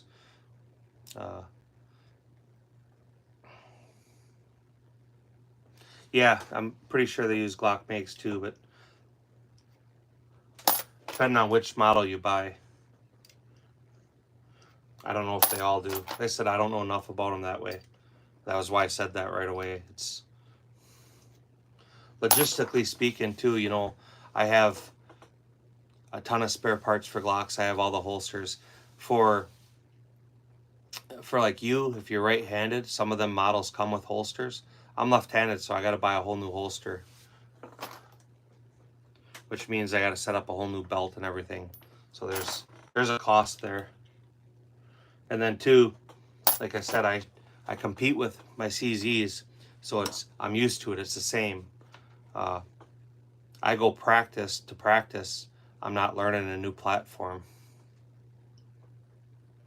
I'm going to be working on 5.56. Yesterday was rifle day, so we'll replenish some of what I shot up yesterday.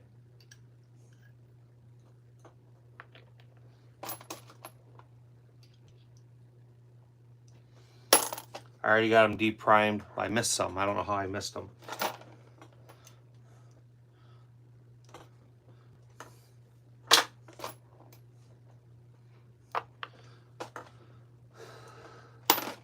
fucked up. Thought I went all the way through them. I don't know. Talking, not working. More work, less talk, as a boss would say.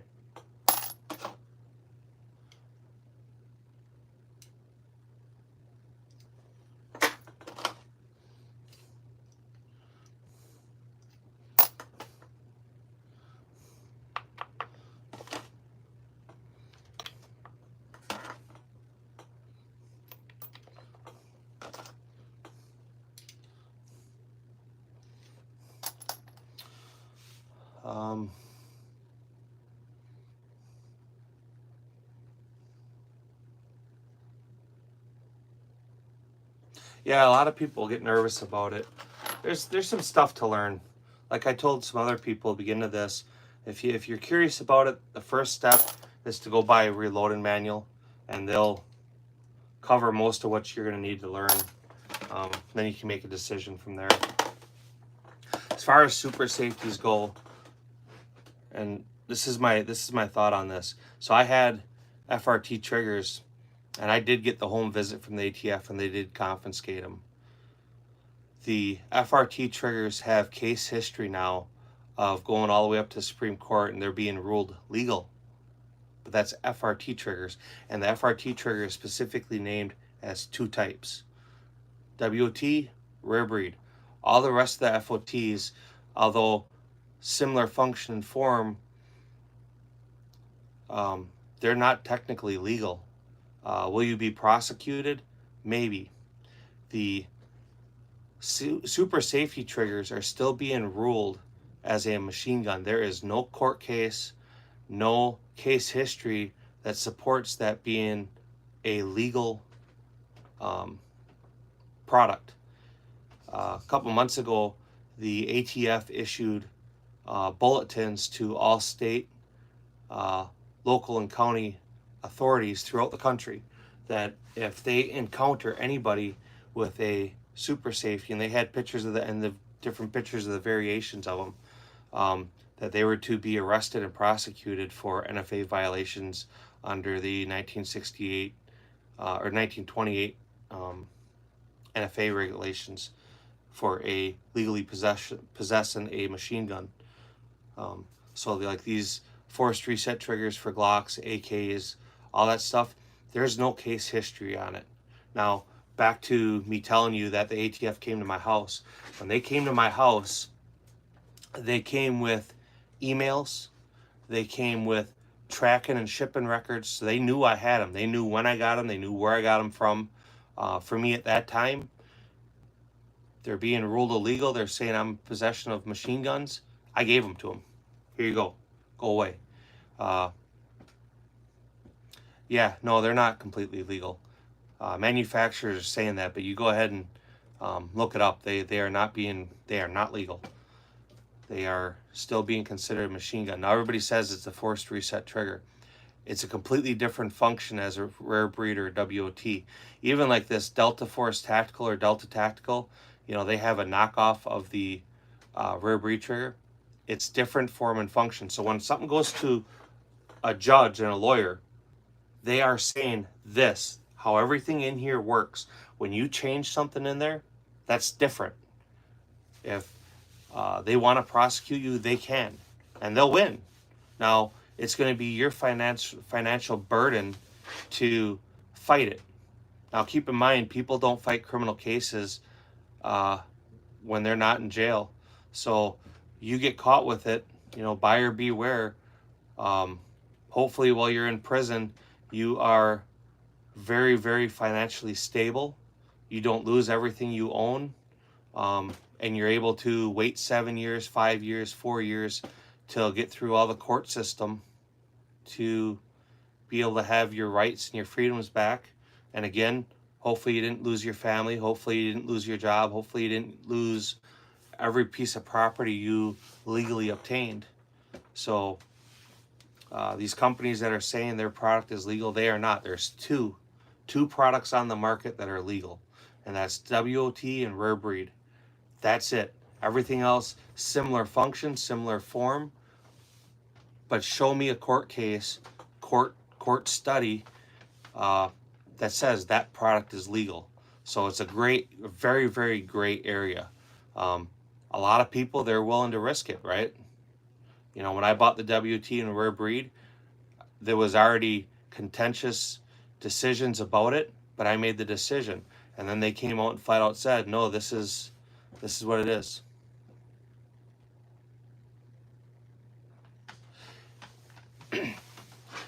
So that's the thing, right? So the way a full auto gun works with the sear is exactly what you just said. It doesn't force the trigger forward, but it resets the trigger. It allows the trigger to release. It holds the trigger, bolt goes forward, the sear trips, and the hammer goes forward.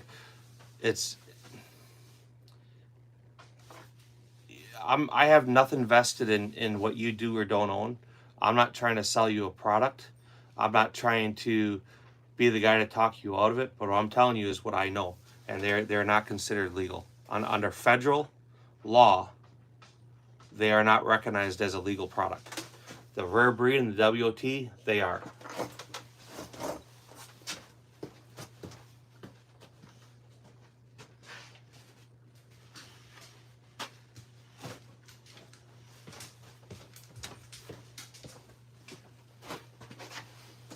And the ultimate question would be, is to ask the person that's selling it to provide you with either one, a letter from the ATF that says they're legal, or two, provide you with a court case and case study that supports, here it is, black and white, this is legal.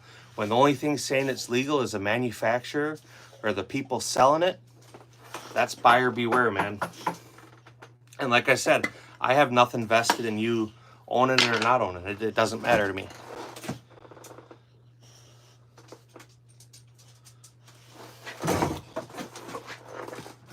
So let me say it like this, right? We know that. We know how that works.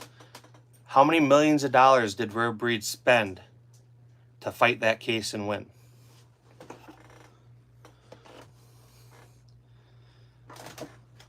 That super safety is the same thing.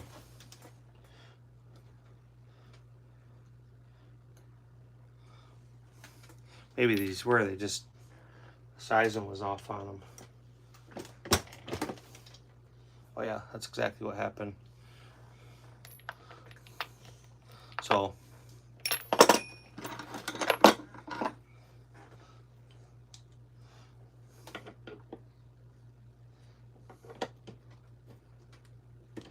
and I, understand that that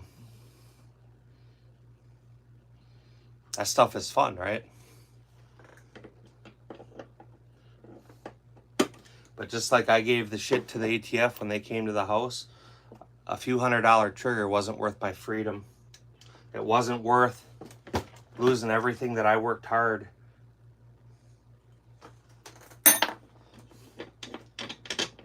Everything I worked for to just lose.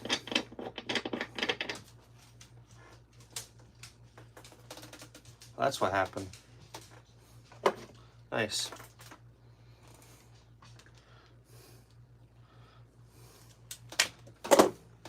Broke a decapping pin.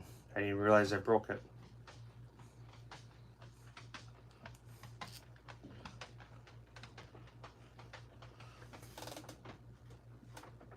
Sure shit.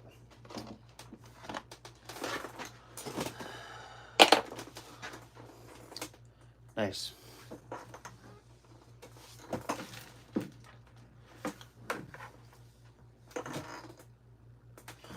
Now I gotta find it.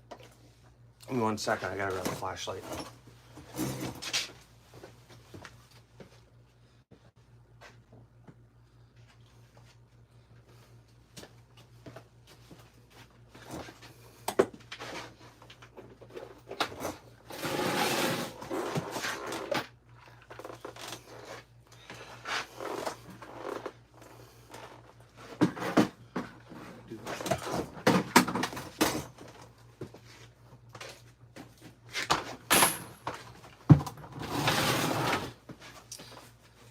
I know where it happened. I just gotta find the cartridge now where it happened.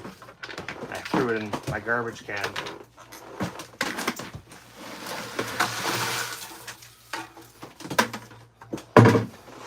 So now I gotta go through my garbage can to find that cartridge to find the decapping thing. Because what happened is it must have unscrewed and I didn't catch it. I had one that sized weird. I thought it was just a bad case, so I tossed it and I didn't look.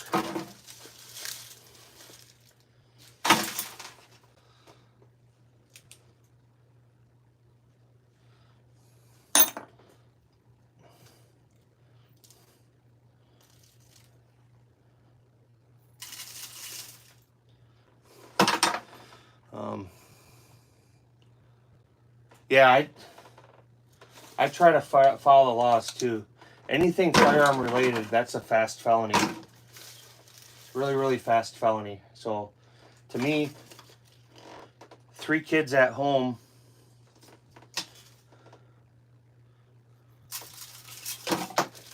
owning my house, having a good job and shit, I'm not willing to risk my freedom, especially over a couple $100 trigger, you know.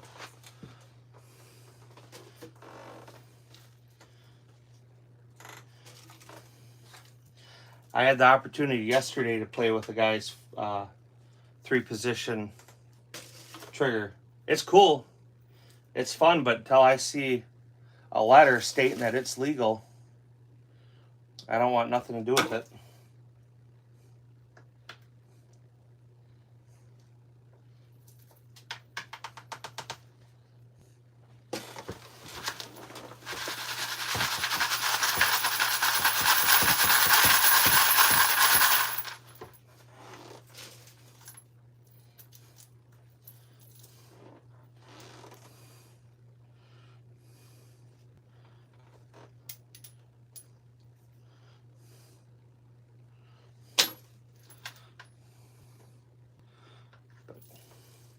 Like I said, everybody, them are decisions for a person to make for themselves.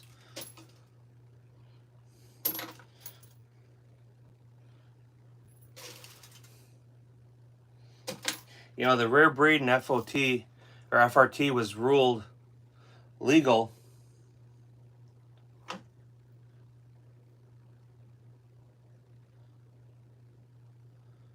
and the ATF was ordered to return them, right? I'm still waiting for mine to come back.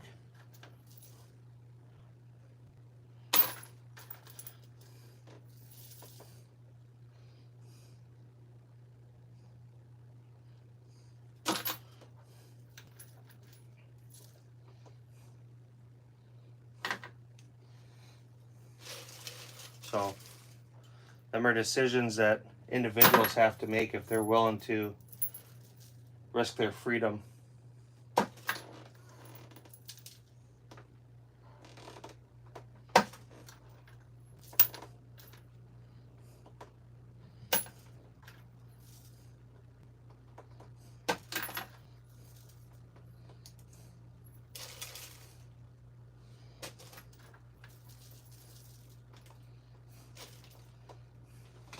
See, that sucks if I don't find this because then I gotta order a new one.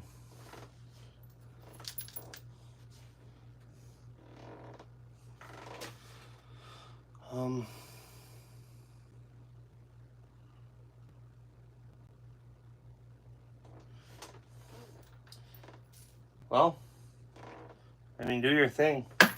If you go online, you can find the information from that the ATF published. They are arresting and they are prosecuting. So, again, I don't have a nickel in it. I don't care if anybody buys the shit, you know. If you and I were at the range together and you had it, would I shoot it? Absolutely.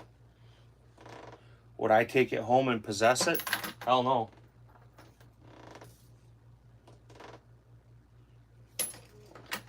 Ask your lawyer if you bought it and you had it and you were using it and they came and arrested you and prosecuted you, would he stand behind that and fight all the way to the Supreme Court for you?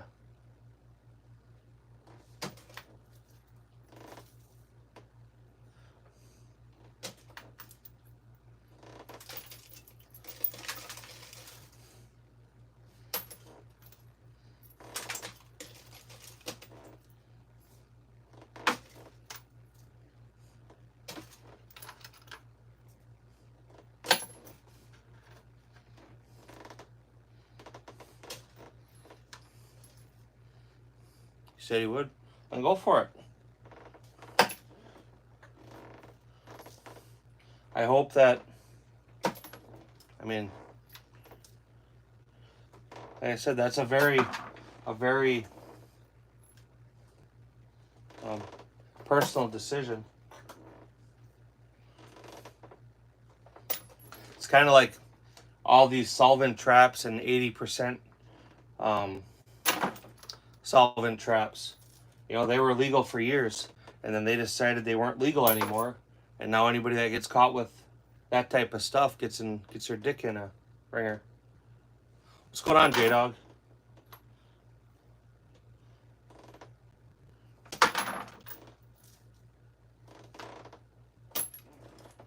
Working on some rifle ammo, and I was half paying attention and my decapping pin unscrewed.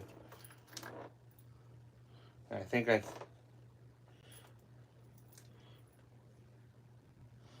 so I either find it because I tossed a piece of brass.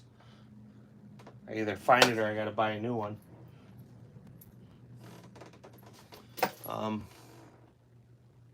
Yeah. Badass gun. A lot of money for a 22.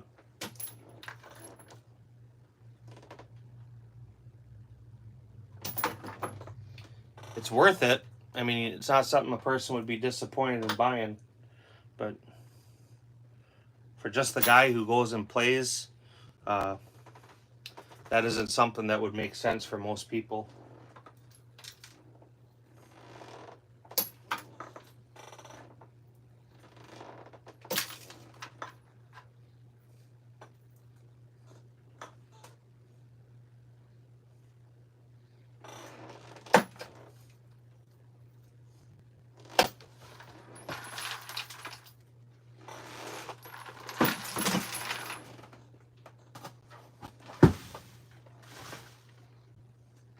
Yeah, that sucks. Cost me money. God damn it.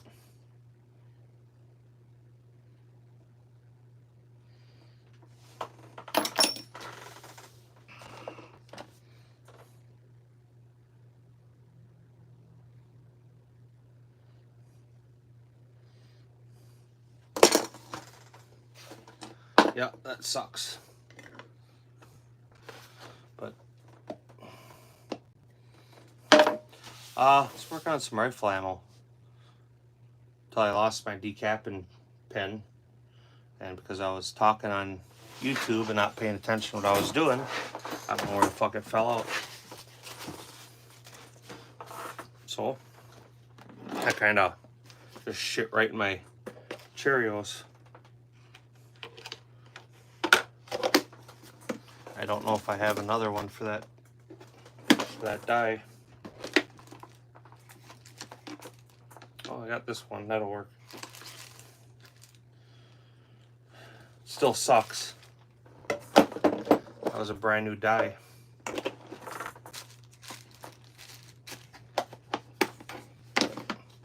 Is what it is.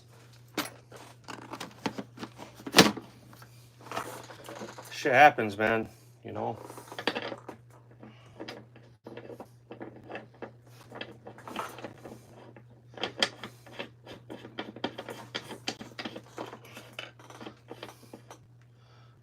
I like that die because the actual pin I have spare pins, but the little collet that holds it up, I already put away. The little collet that screws on, I don't have any spare ones of them. And I was priming or depriming one, and it didn't bust the primer out. And I just took it and I threw it to the side, and I went back and kept what I thought was depriming until I got through all the brass here, and then I find 8 pieces of brass that weren't deprimed. And I look at the die and it's missing the pin.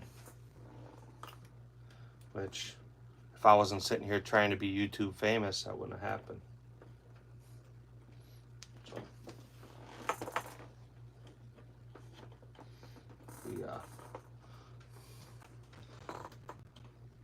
we'll fix that and just use another die. I have multiple 223, 556 dies, but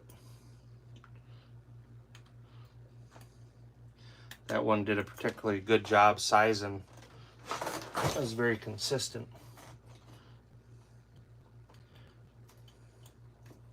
So, life lesson, you know, pay attention when you're doing shit, right? But what are you up to today? Yeah, no, it's that'll be gone. I threw it in a garbage can and I just sifted it out. So it's probably stuck in a piece of brass. So that's gone. I'm not gonna find that. I already put the effort into finding it and I didn't find it easily. I'll just order a new one. So that's just the way that works, I guess.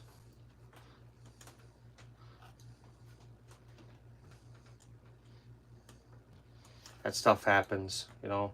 That's why if you do reloading, you try not to do it the night before you need the ammunition, because shit goes wrong.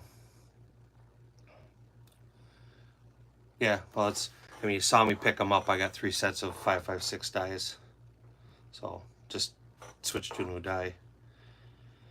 PS90, as I collect the firearms. The gun runs good. The trigger's horrible. There's some parts available to improve the trigger, but it's still not great.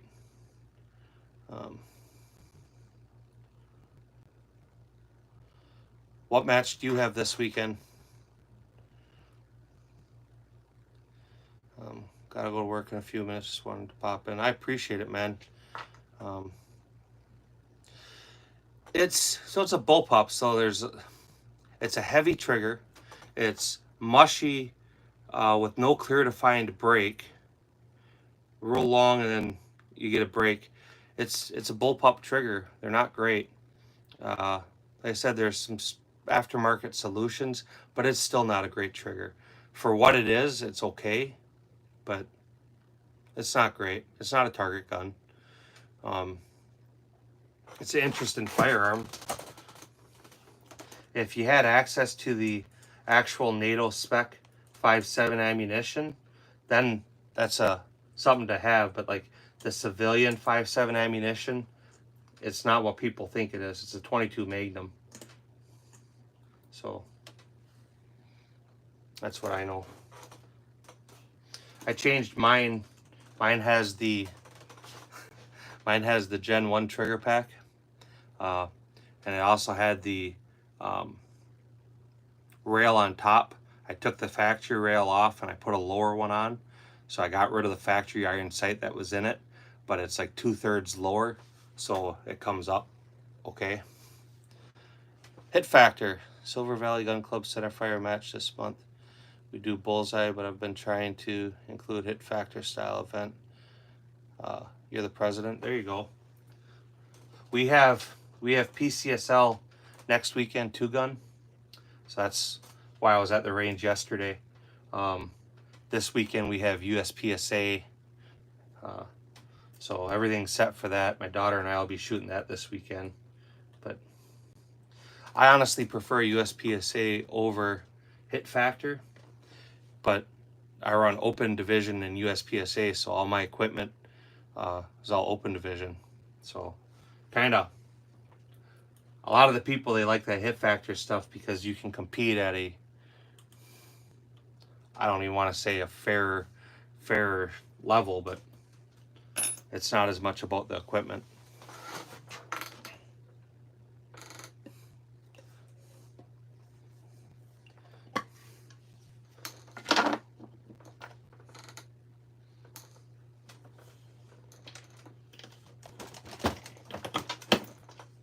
And right back to sizing like that.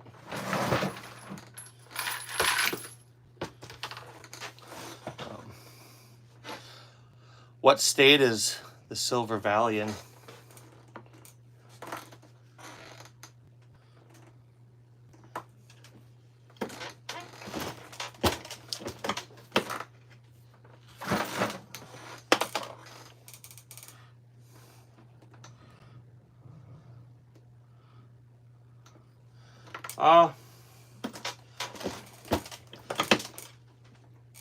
So you can get into competition shooting with your carry gun generally speaking, for pistol, you want 4 magazines, at least a double magazine pouch, preferably for USPSA or Hit Factory. You want ability to hold 4 magazines, and a good holster. That's how it gets started. Most matches are between 120, 130 generally to 250, depending on what you're shooting. So you can go out with your stock carry gun and compete. There's usually divisions for it, so I would absolutely say try it out.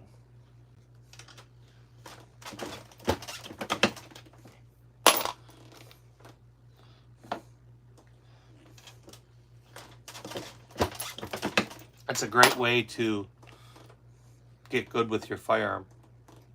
Competition isn't defense training, but it does teach you how to use a firearm under stress. If you don't think it's stressful, then you'll find out you got a dozen guys watching you and your buzzer sounds and now you got to run and shoot on the move and shit. It's stressful. Southern California. There you go.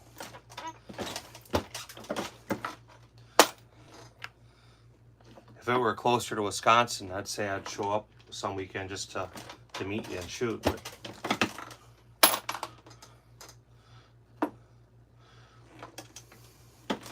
we have a shotgun only match coming up too, a USPSA shotgun only. I'm looking forward to that. We haven't had shotgun matches in years. I built a Saiga 12 up years ago when I shot 3-gun for it. So I'm kind of excited to be able to bust that out and go use it. Again, you know, Hammy Boy, open division, right?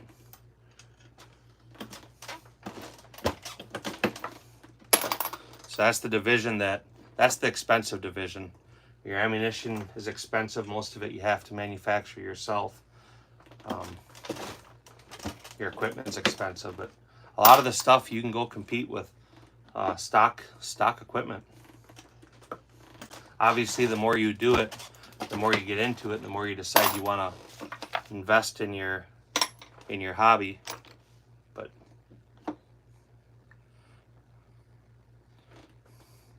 so they can be. Mine I built. So I have 4 ports for the gas system, adjustable gas. It's got the Carolina Shooters puck in it. It's got modified spring. It runs. It's got an adjustable gas block. Most of them had like 2 position. Mine's got an 8 position. So it's not by any stretch of the imagination a stock gun.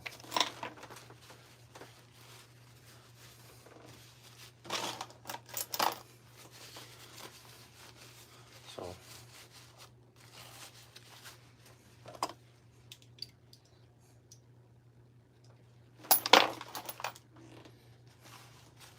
yeah, it's Ishmish. Real Saiga 12. I bought it new in 2012, right before it was actually the last ones they brought in for the small arms Russian embargo. Mine came in, so they always came in a neutered version. They put a rifle stock on them. They moved the trigger group back. They neutered the gun. Mine came in factory configuration. So it came in with the standard buttstock pistol grip. It was already drilled for the 4 ports for the gas, and I went through and I oversized them. I oversized them and put the adjustable gas block in.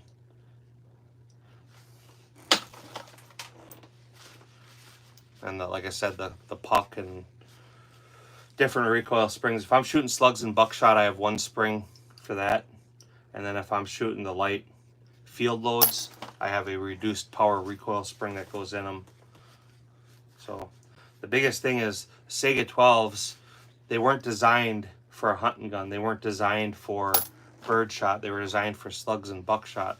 So as long as you use good good high brass, high velocity cartridges, they run fine. But like a lot of the not Steel Challenge, the USPSA 3-gun matches, a big portion of that stuff, you would use birdshot, and that's when you would have issues. So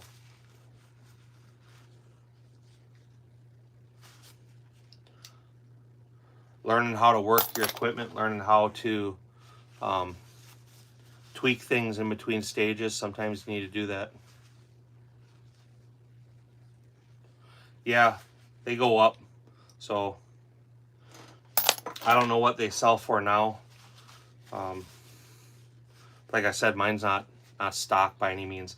The outside looks like it, but you get inside the trigger group, the bolt, the receiver, and the gas system, and no, it's not stock at all. It's the furthest thing from it.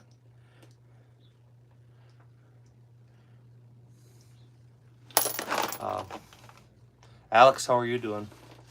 How's your day going?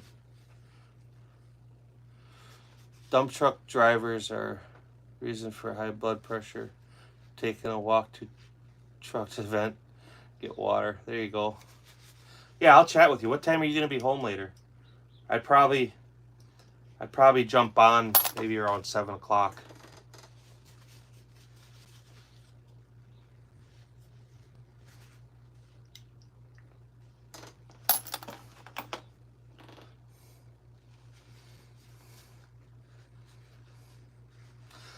The 5.7's a little weird because 5.7 brass has a lacquered finish, and you can't remove that finish because the cartridge won't work right.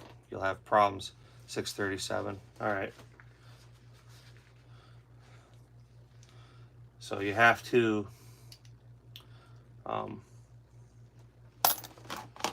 you can't tumble them in media. You have to do a wet tumble, and they're a very finicky cartridge. I've tried it. I have been successful in not blowing up a gun, but there's enough of a hassle with it that it's not something I've pursued. So again, take that for what it is, you know.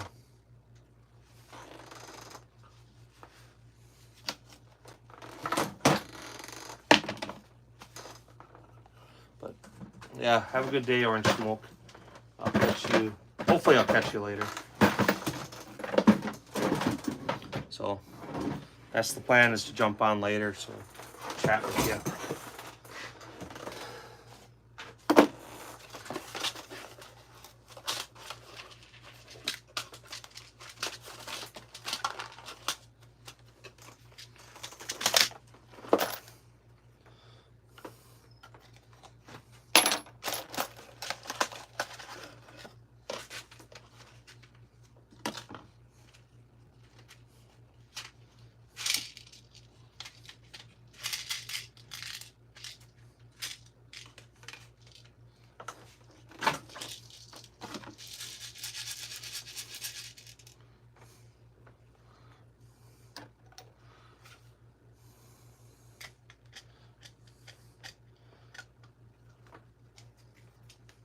Like the factory 5.7 projectiles, they actually glue them in. They're not just pressed and crimped. They use a lacquer on the outside of the cases. It's hard to see, but it is there. But a lot of people seem to have success loading it. For me, it was a hassle. I don't wet tumble. So for me, it was just putting them in a bucket and shaking them until I got them clean.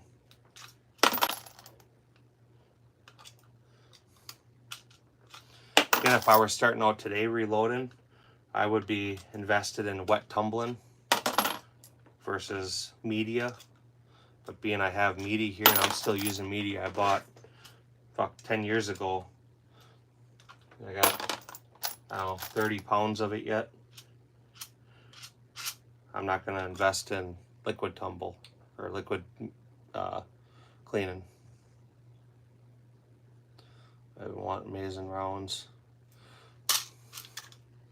Yeah, that's the purpose of reloading, is you can create rounds for your gun. When you get into the high-end match ammo, you can generally reload for the less than you could buy high-end match ammunition. For just plinking rounds, like what I'm doing, it would be cheaper to just go buy factory ammo. But being I have all the components here, I guess technically it's cheaper for me to reload it.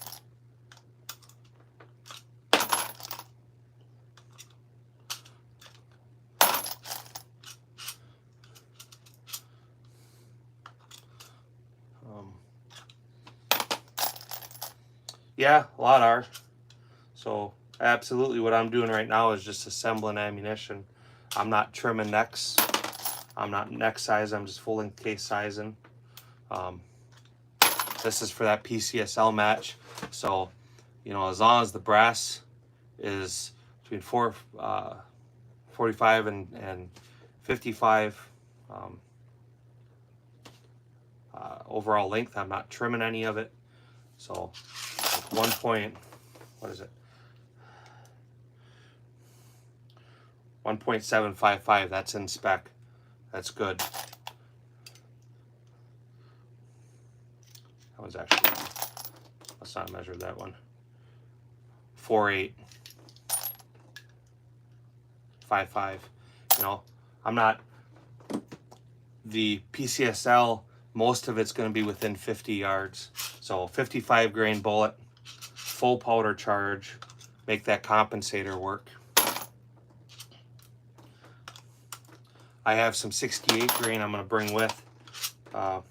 It's actually what the guns are zeroed for. But inside of 100 yards is only like not even a 1/4 inch shift in impact. So if there is anything out at distance, the most it would be is 200. And I'm not sure if they're going to use that bay or not. So, I mean, you shoot the matches, you know, it's what I'm doing. The only thing extra I really do on these is I don't crimp with a seed-in die. I come back with a Lee military crimp die. That's only because it provides a harder crimp.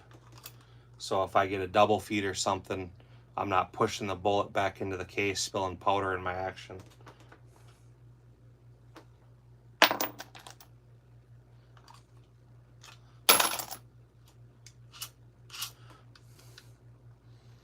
All this brass has already been processed. This is the second time I'm reloading it, so I don't have any crimps to remove from the primer pocket or anything. That's why most of it's in a spec, depending on what gun I was doing with it.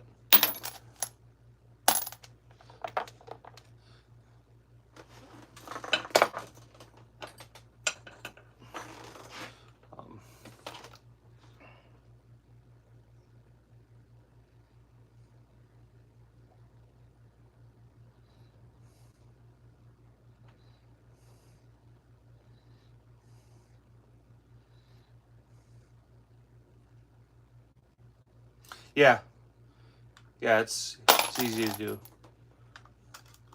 The first time is the hardest because you have to do all the extra work. That one's got a military crimp. So obviously some might get mixed in, but most of them I've already removed it. I removed it and I sized the primer pocket. So depending on what gun I was, like my heavy barrel AR that I shoot distance with, it likes the brass sized at 47. All the rest, depending on if I'm using the drill to trim or I'm using my prep station. If I'm using the prep station, I'll trim at 5.0. If I'm using the drill, it trims in at 5.5. So that's why some of it's different length. But again, for this weekend, it doesn't matter. It's what I have here. It's clean. The brass is going to be left lay on the ground. I'm not bringing any of it back. So I'm not going to put a bunch of effort into it. Just full powder charge, you know. Get that gas out of that gun, make that comp work. Yeah. Fresh brass takes forever to process.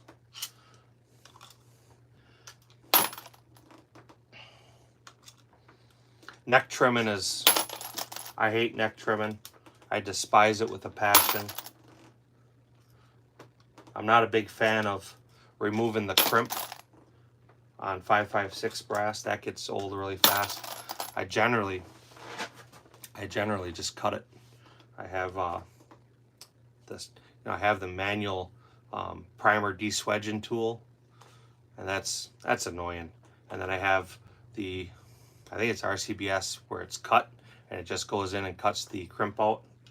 That's generally what I use, because it's fast. But again, if I'm shooting my heavy barrel at distance, that's not going to be what I use.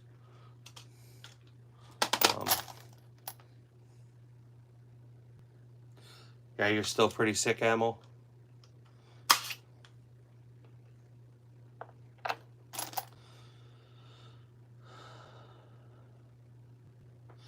Yeah, well, 7.62 by 39 is a whole nother beast, because the brass for it's expensive. Most people don't bother reloading for that because you're not getting the accuracy out of it anyway.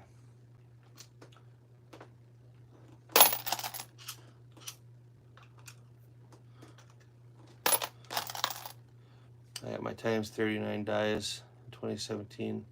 People laughed at me. Now I have a ton of reloading times 39.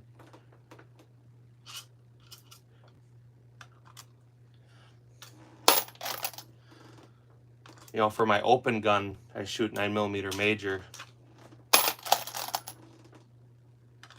I don't know that I could afford to buy, you know, from like Excalibur or any of them guys that sell the 9mm major. Plus, they load that stuff for 2011s, so they load it longer than I can run it in my CZ. So all that I load. Most of my kids' ammo I load too. My daughter I load. She just started shooting that Shadow Systems MR920P, so she's got a big comp on the gun. So I load. It's not major, but I use a slow powder. That's great.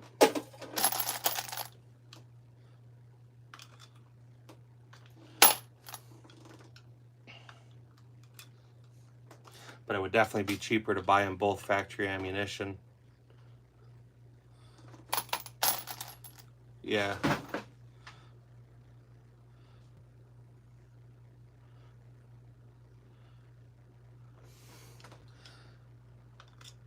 Only time I ever loaded for 7.62 by 39 was when my son hunted with it a couple times because he wanted to. But otherwise, I don't have any optics on any of my AKs. However, we're signed up for a Clash Bash in September, so no steel core ammunition allowed. So I'll probably end up loading ammunition for us for that.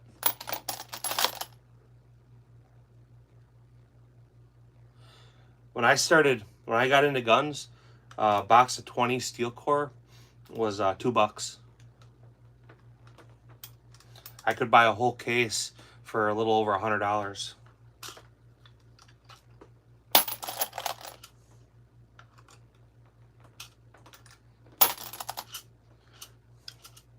I still have about 8 cases of it. I don't know if it's 8 full cases, but there's 7 full cases and what's ever left in one. But it's all steel core ammunition, so it works great. We don't shoot AKs very much, but for like that Clash Bash we have coming up, I can't use that ammunition because we're going to be shooting steel.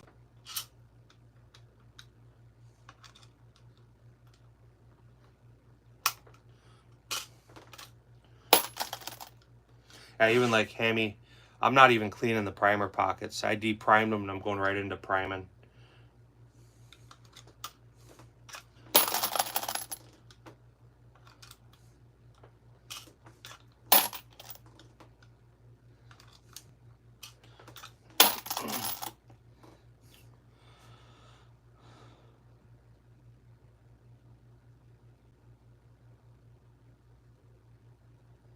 Yeah, the 308 versus the 311.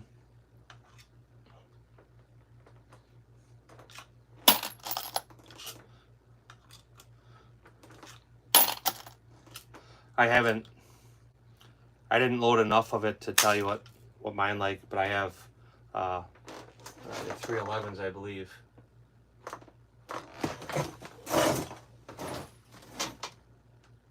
.310. Sorry, 310.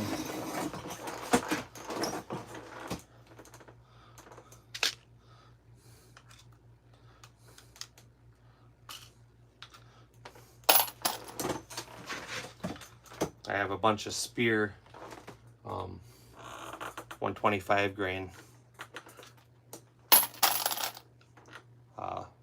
Just a lead tip.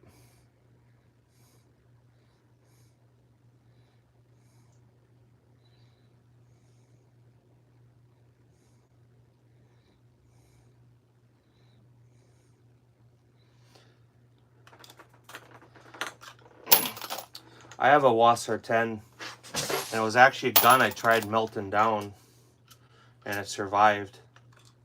Still shoots okay. It's got a chrome lined barrel. Still shoots okay for iron sights. I don't know what it would do with a scope on it. I've never been one for putting optics on AKs. But all them guns were kind of hit and miss. Some were good, some were bad.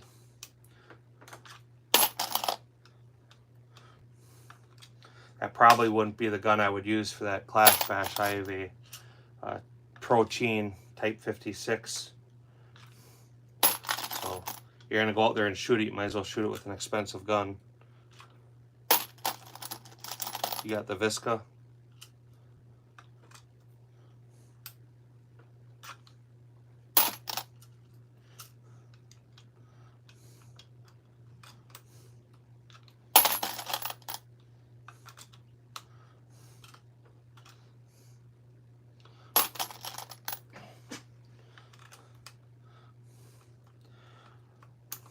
I have one AK that's chambered in 5.56, and that's my favorite chamber, and I've had a few over the years. And honestly, that's where it's at. If you can get an AK chambered in 2.23 or 5.56, now you got something to run.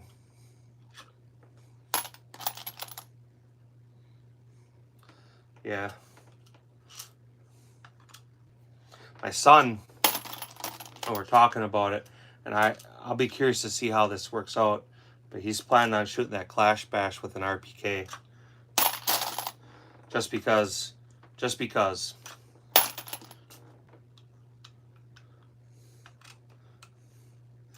he was going to shoot it with an SKS, and then he changed his mind. We missed the match last year, but we stopped on our way back from shooting USPSA. We stopped, and he was watching these guys, and he's like, dude, I could fucking dust these fools with an SKS. And you could, because you know, them are the guys that they just come out to shoot the AKs. You know, it makes them feel important to have a competition that was designed for them. But most of the guys aren't there, aren't you know, top shooters. But last year we missed it, and the year before we missed it. So this year, because I have my range officer certifications and my safety officer, so I'm going to go and I'm going to work the event on staff, and then we can shoot the event. So Gage and I are both going to work. I don't know what they're going to have him doing. He doesn't have any certifications, obviously, he's a kid, but I have my RO and SO.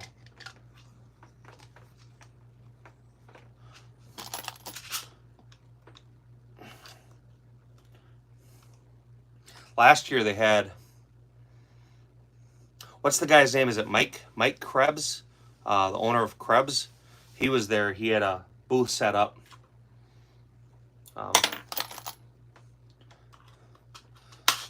I actually, on one of the channels, we were shooting one of his prototype guns.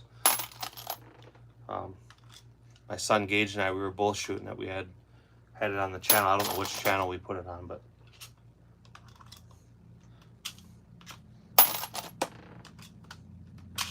But that match is in September, which is cool. This last year, they had it. It was in July, and it was like 100 and some degrees out there, and they had a few people get heat stroke, so they changed it to later in the year, which is okay. 556 is what I'm going to be loading for. You go for some shrimp.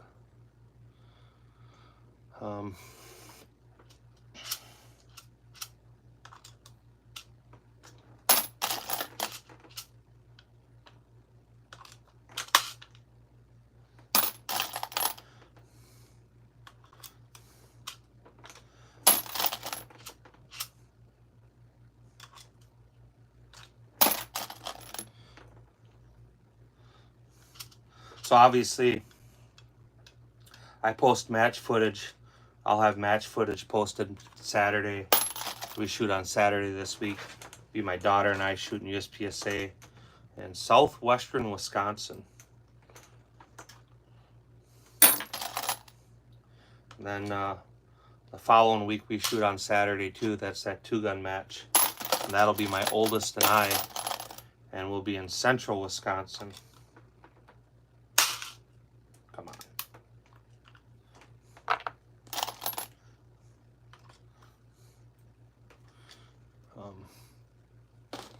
No, I don't hunt anymore.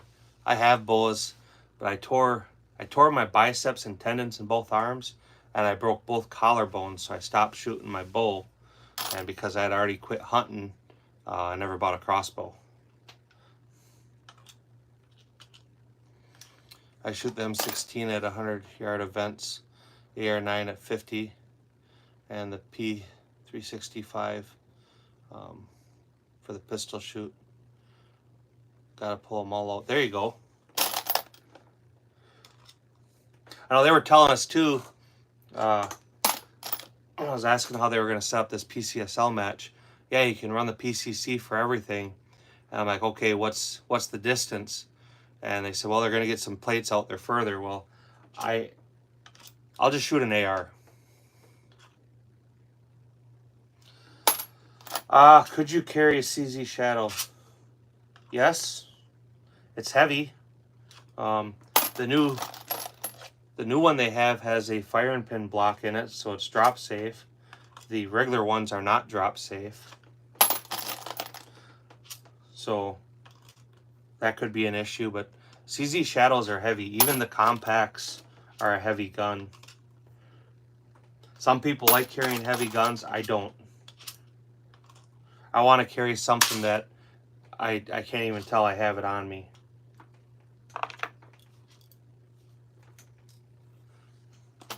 So, I carry a Glock 26.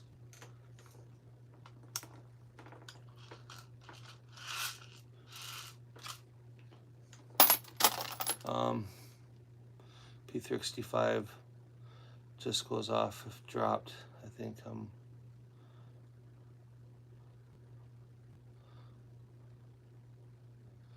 yeah, I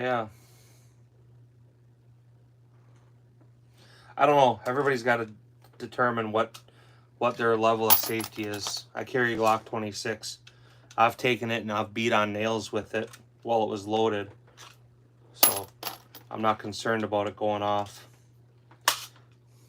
SIG makes good guns, but SIG as a company right now has issues. So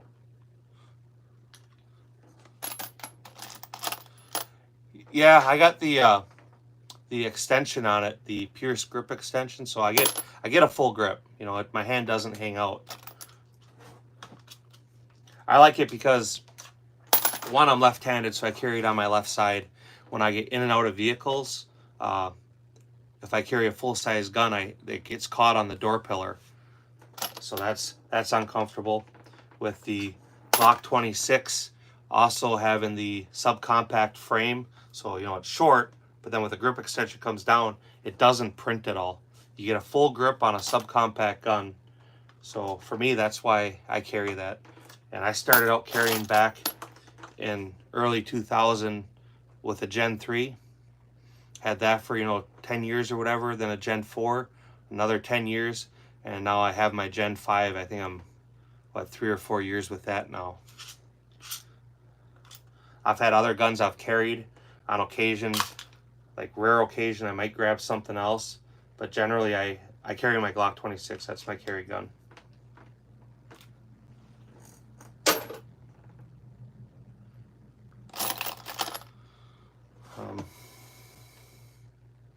Yeah, 5.7s are better than they used to. There's ammo now that kind of supports the cartridge, but they're big, you know. Like in a car, it's not a big deal if when you're sitting down your gun prints, but I ride, you know. And the last thing you want is a gun printing. I don't know how your states are, but it's illegal to have your gun print.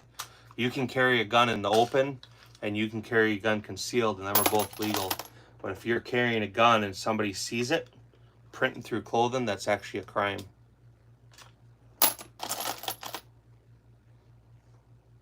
Snub-nosed 500.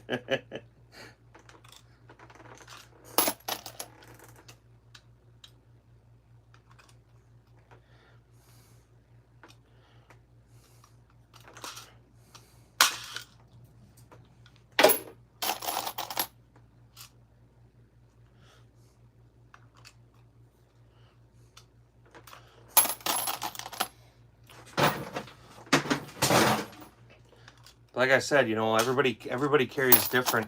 How a right-handed person carries a gun, you know, they're not catching it on a door frame and shit, so they carry it different. I'm not the guy who would ever carry appendix. You know, I'm too fat for it, and I don't think it's faster. I think it's slower. But a lot of people seem to like that.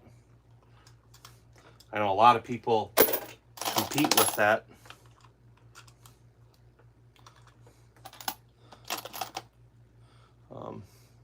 PDP still prints even good with good holster. The only downside of carrying a full-size gun. Yeah. That's all definitely a problem.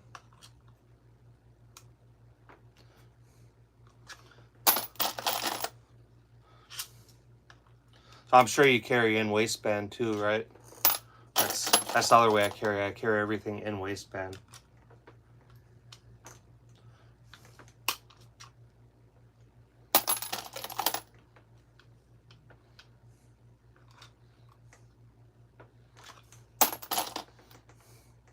I know a lot of people like them Glock 43Xs. I bought 2 of them actually, and I am not a fan of 43Xs. I bought them both together. I was going to have one for a carry gun and one for a practice gun, and I brought them home and I took the one out and I shot it a little bit. I don't know, I'm just not a fan of that. I prefer the Glock 26. Open carry. Yeah, if you're open carrying, then carry a full-size gun, fuck it. And then you might as well carry something cool too.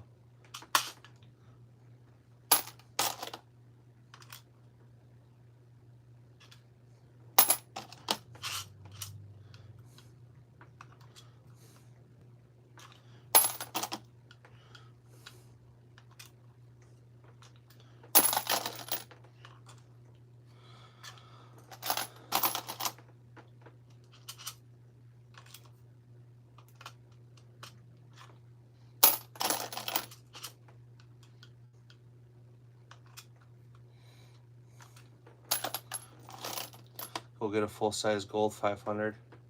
There you go.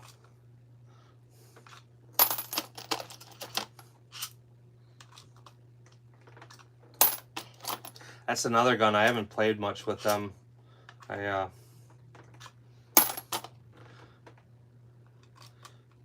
Something that just it doesn't thrill me to shoot.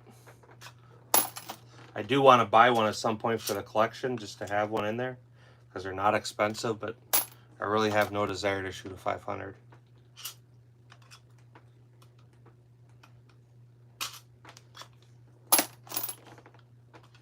I like shooting 44s. I enjoy that. Even on the stoutest rounds, they're not bad to shoot. find it to be a dumb gun.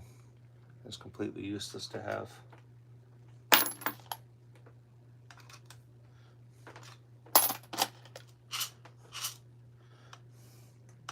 Oh, if you were hunting with them, you know, then I could understand having it. Yeah, going in.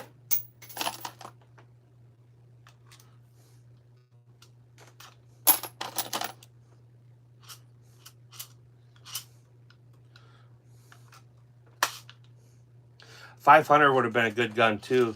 Hammy boy, you guys at your range, do you still do silhouette shooting?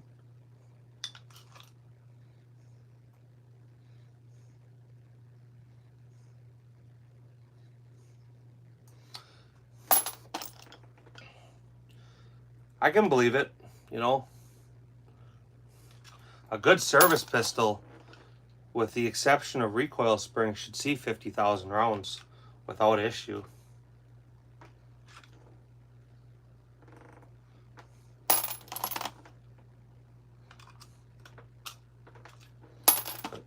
Walther makes good guns. They always have.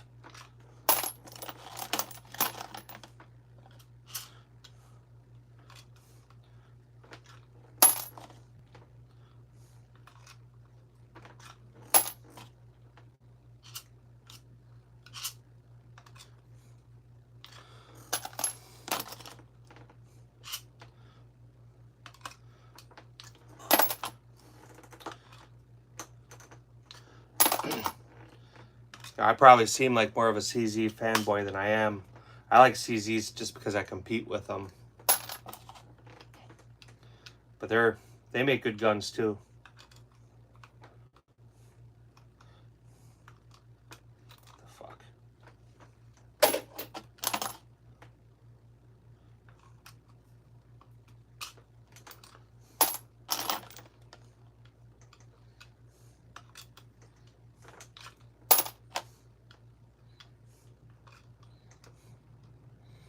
What's going on, man? How are you doing?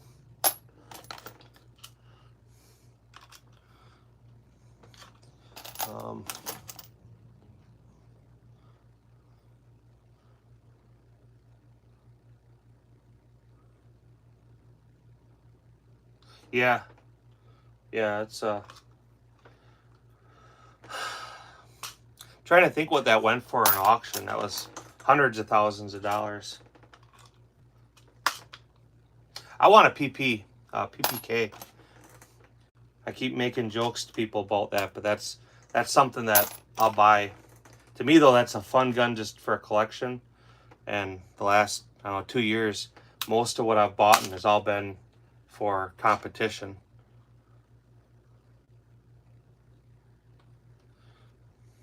$5 million.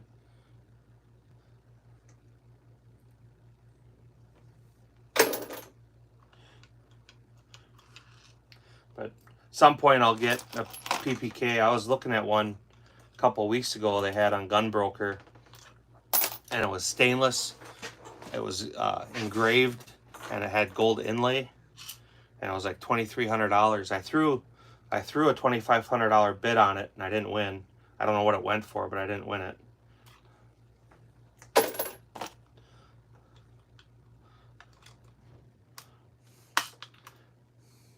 If I buy one, it's for the collection. It's gonna have to be something special.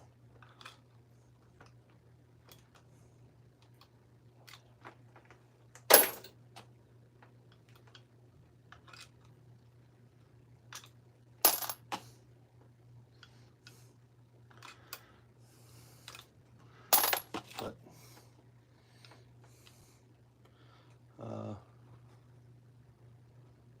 they're never gonna import the MP7. That's not gonna happen.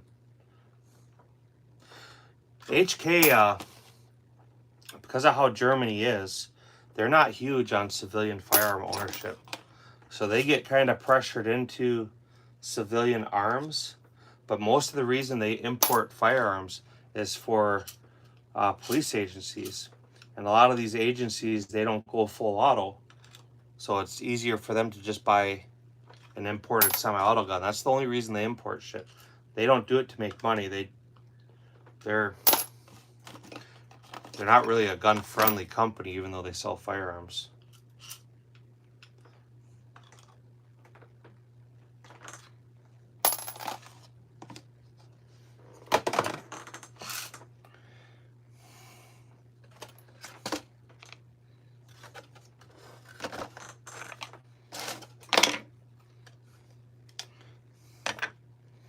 I made a mistake. I had a USC that I had converted to a UMP, and then I sold it. I sold it a couple months ago, and I bought another USC. I was going to do the same thing. There was a few things I wanted to change on it, and I went online to contact Tommy Built to get a call tag to send the gun in, and they're no longer producing guns. So I fucked myself. I can still do the conversion work myself, but I wanted a full auto trigger pack. The one I built was a semi-auto trigger pack, and you still have to plastic weld in there so that it can't put a full auto trigger to be compliant. But I wanted to build another one and have the actual full auto marked pack put in, so it would have, you know, the semi, the 2-round burst, the 3-round burst, and then the full auto setting and be marked. So I was willing to sell the gun, and that was that. So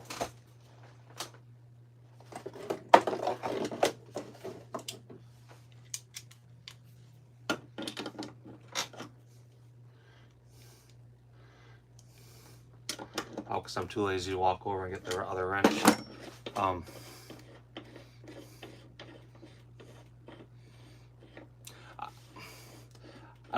I don't care for that VP9.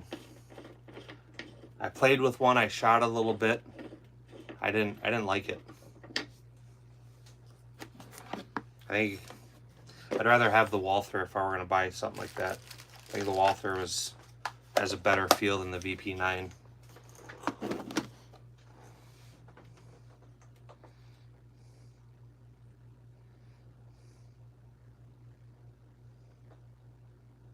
Yeah. A little bit. You know, it's definitely not like a full-size firearm. They're compact, so it wasn't bad, and I didn't play with it with a bunch of different ammunition. I want to say it was some 124 plus P stuff. I couldn't even tell you what the manufacturer was, but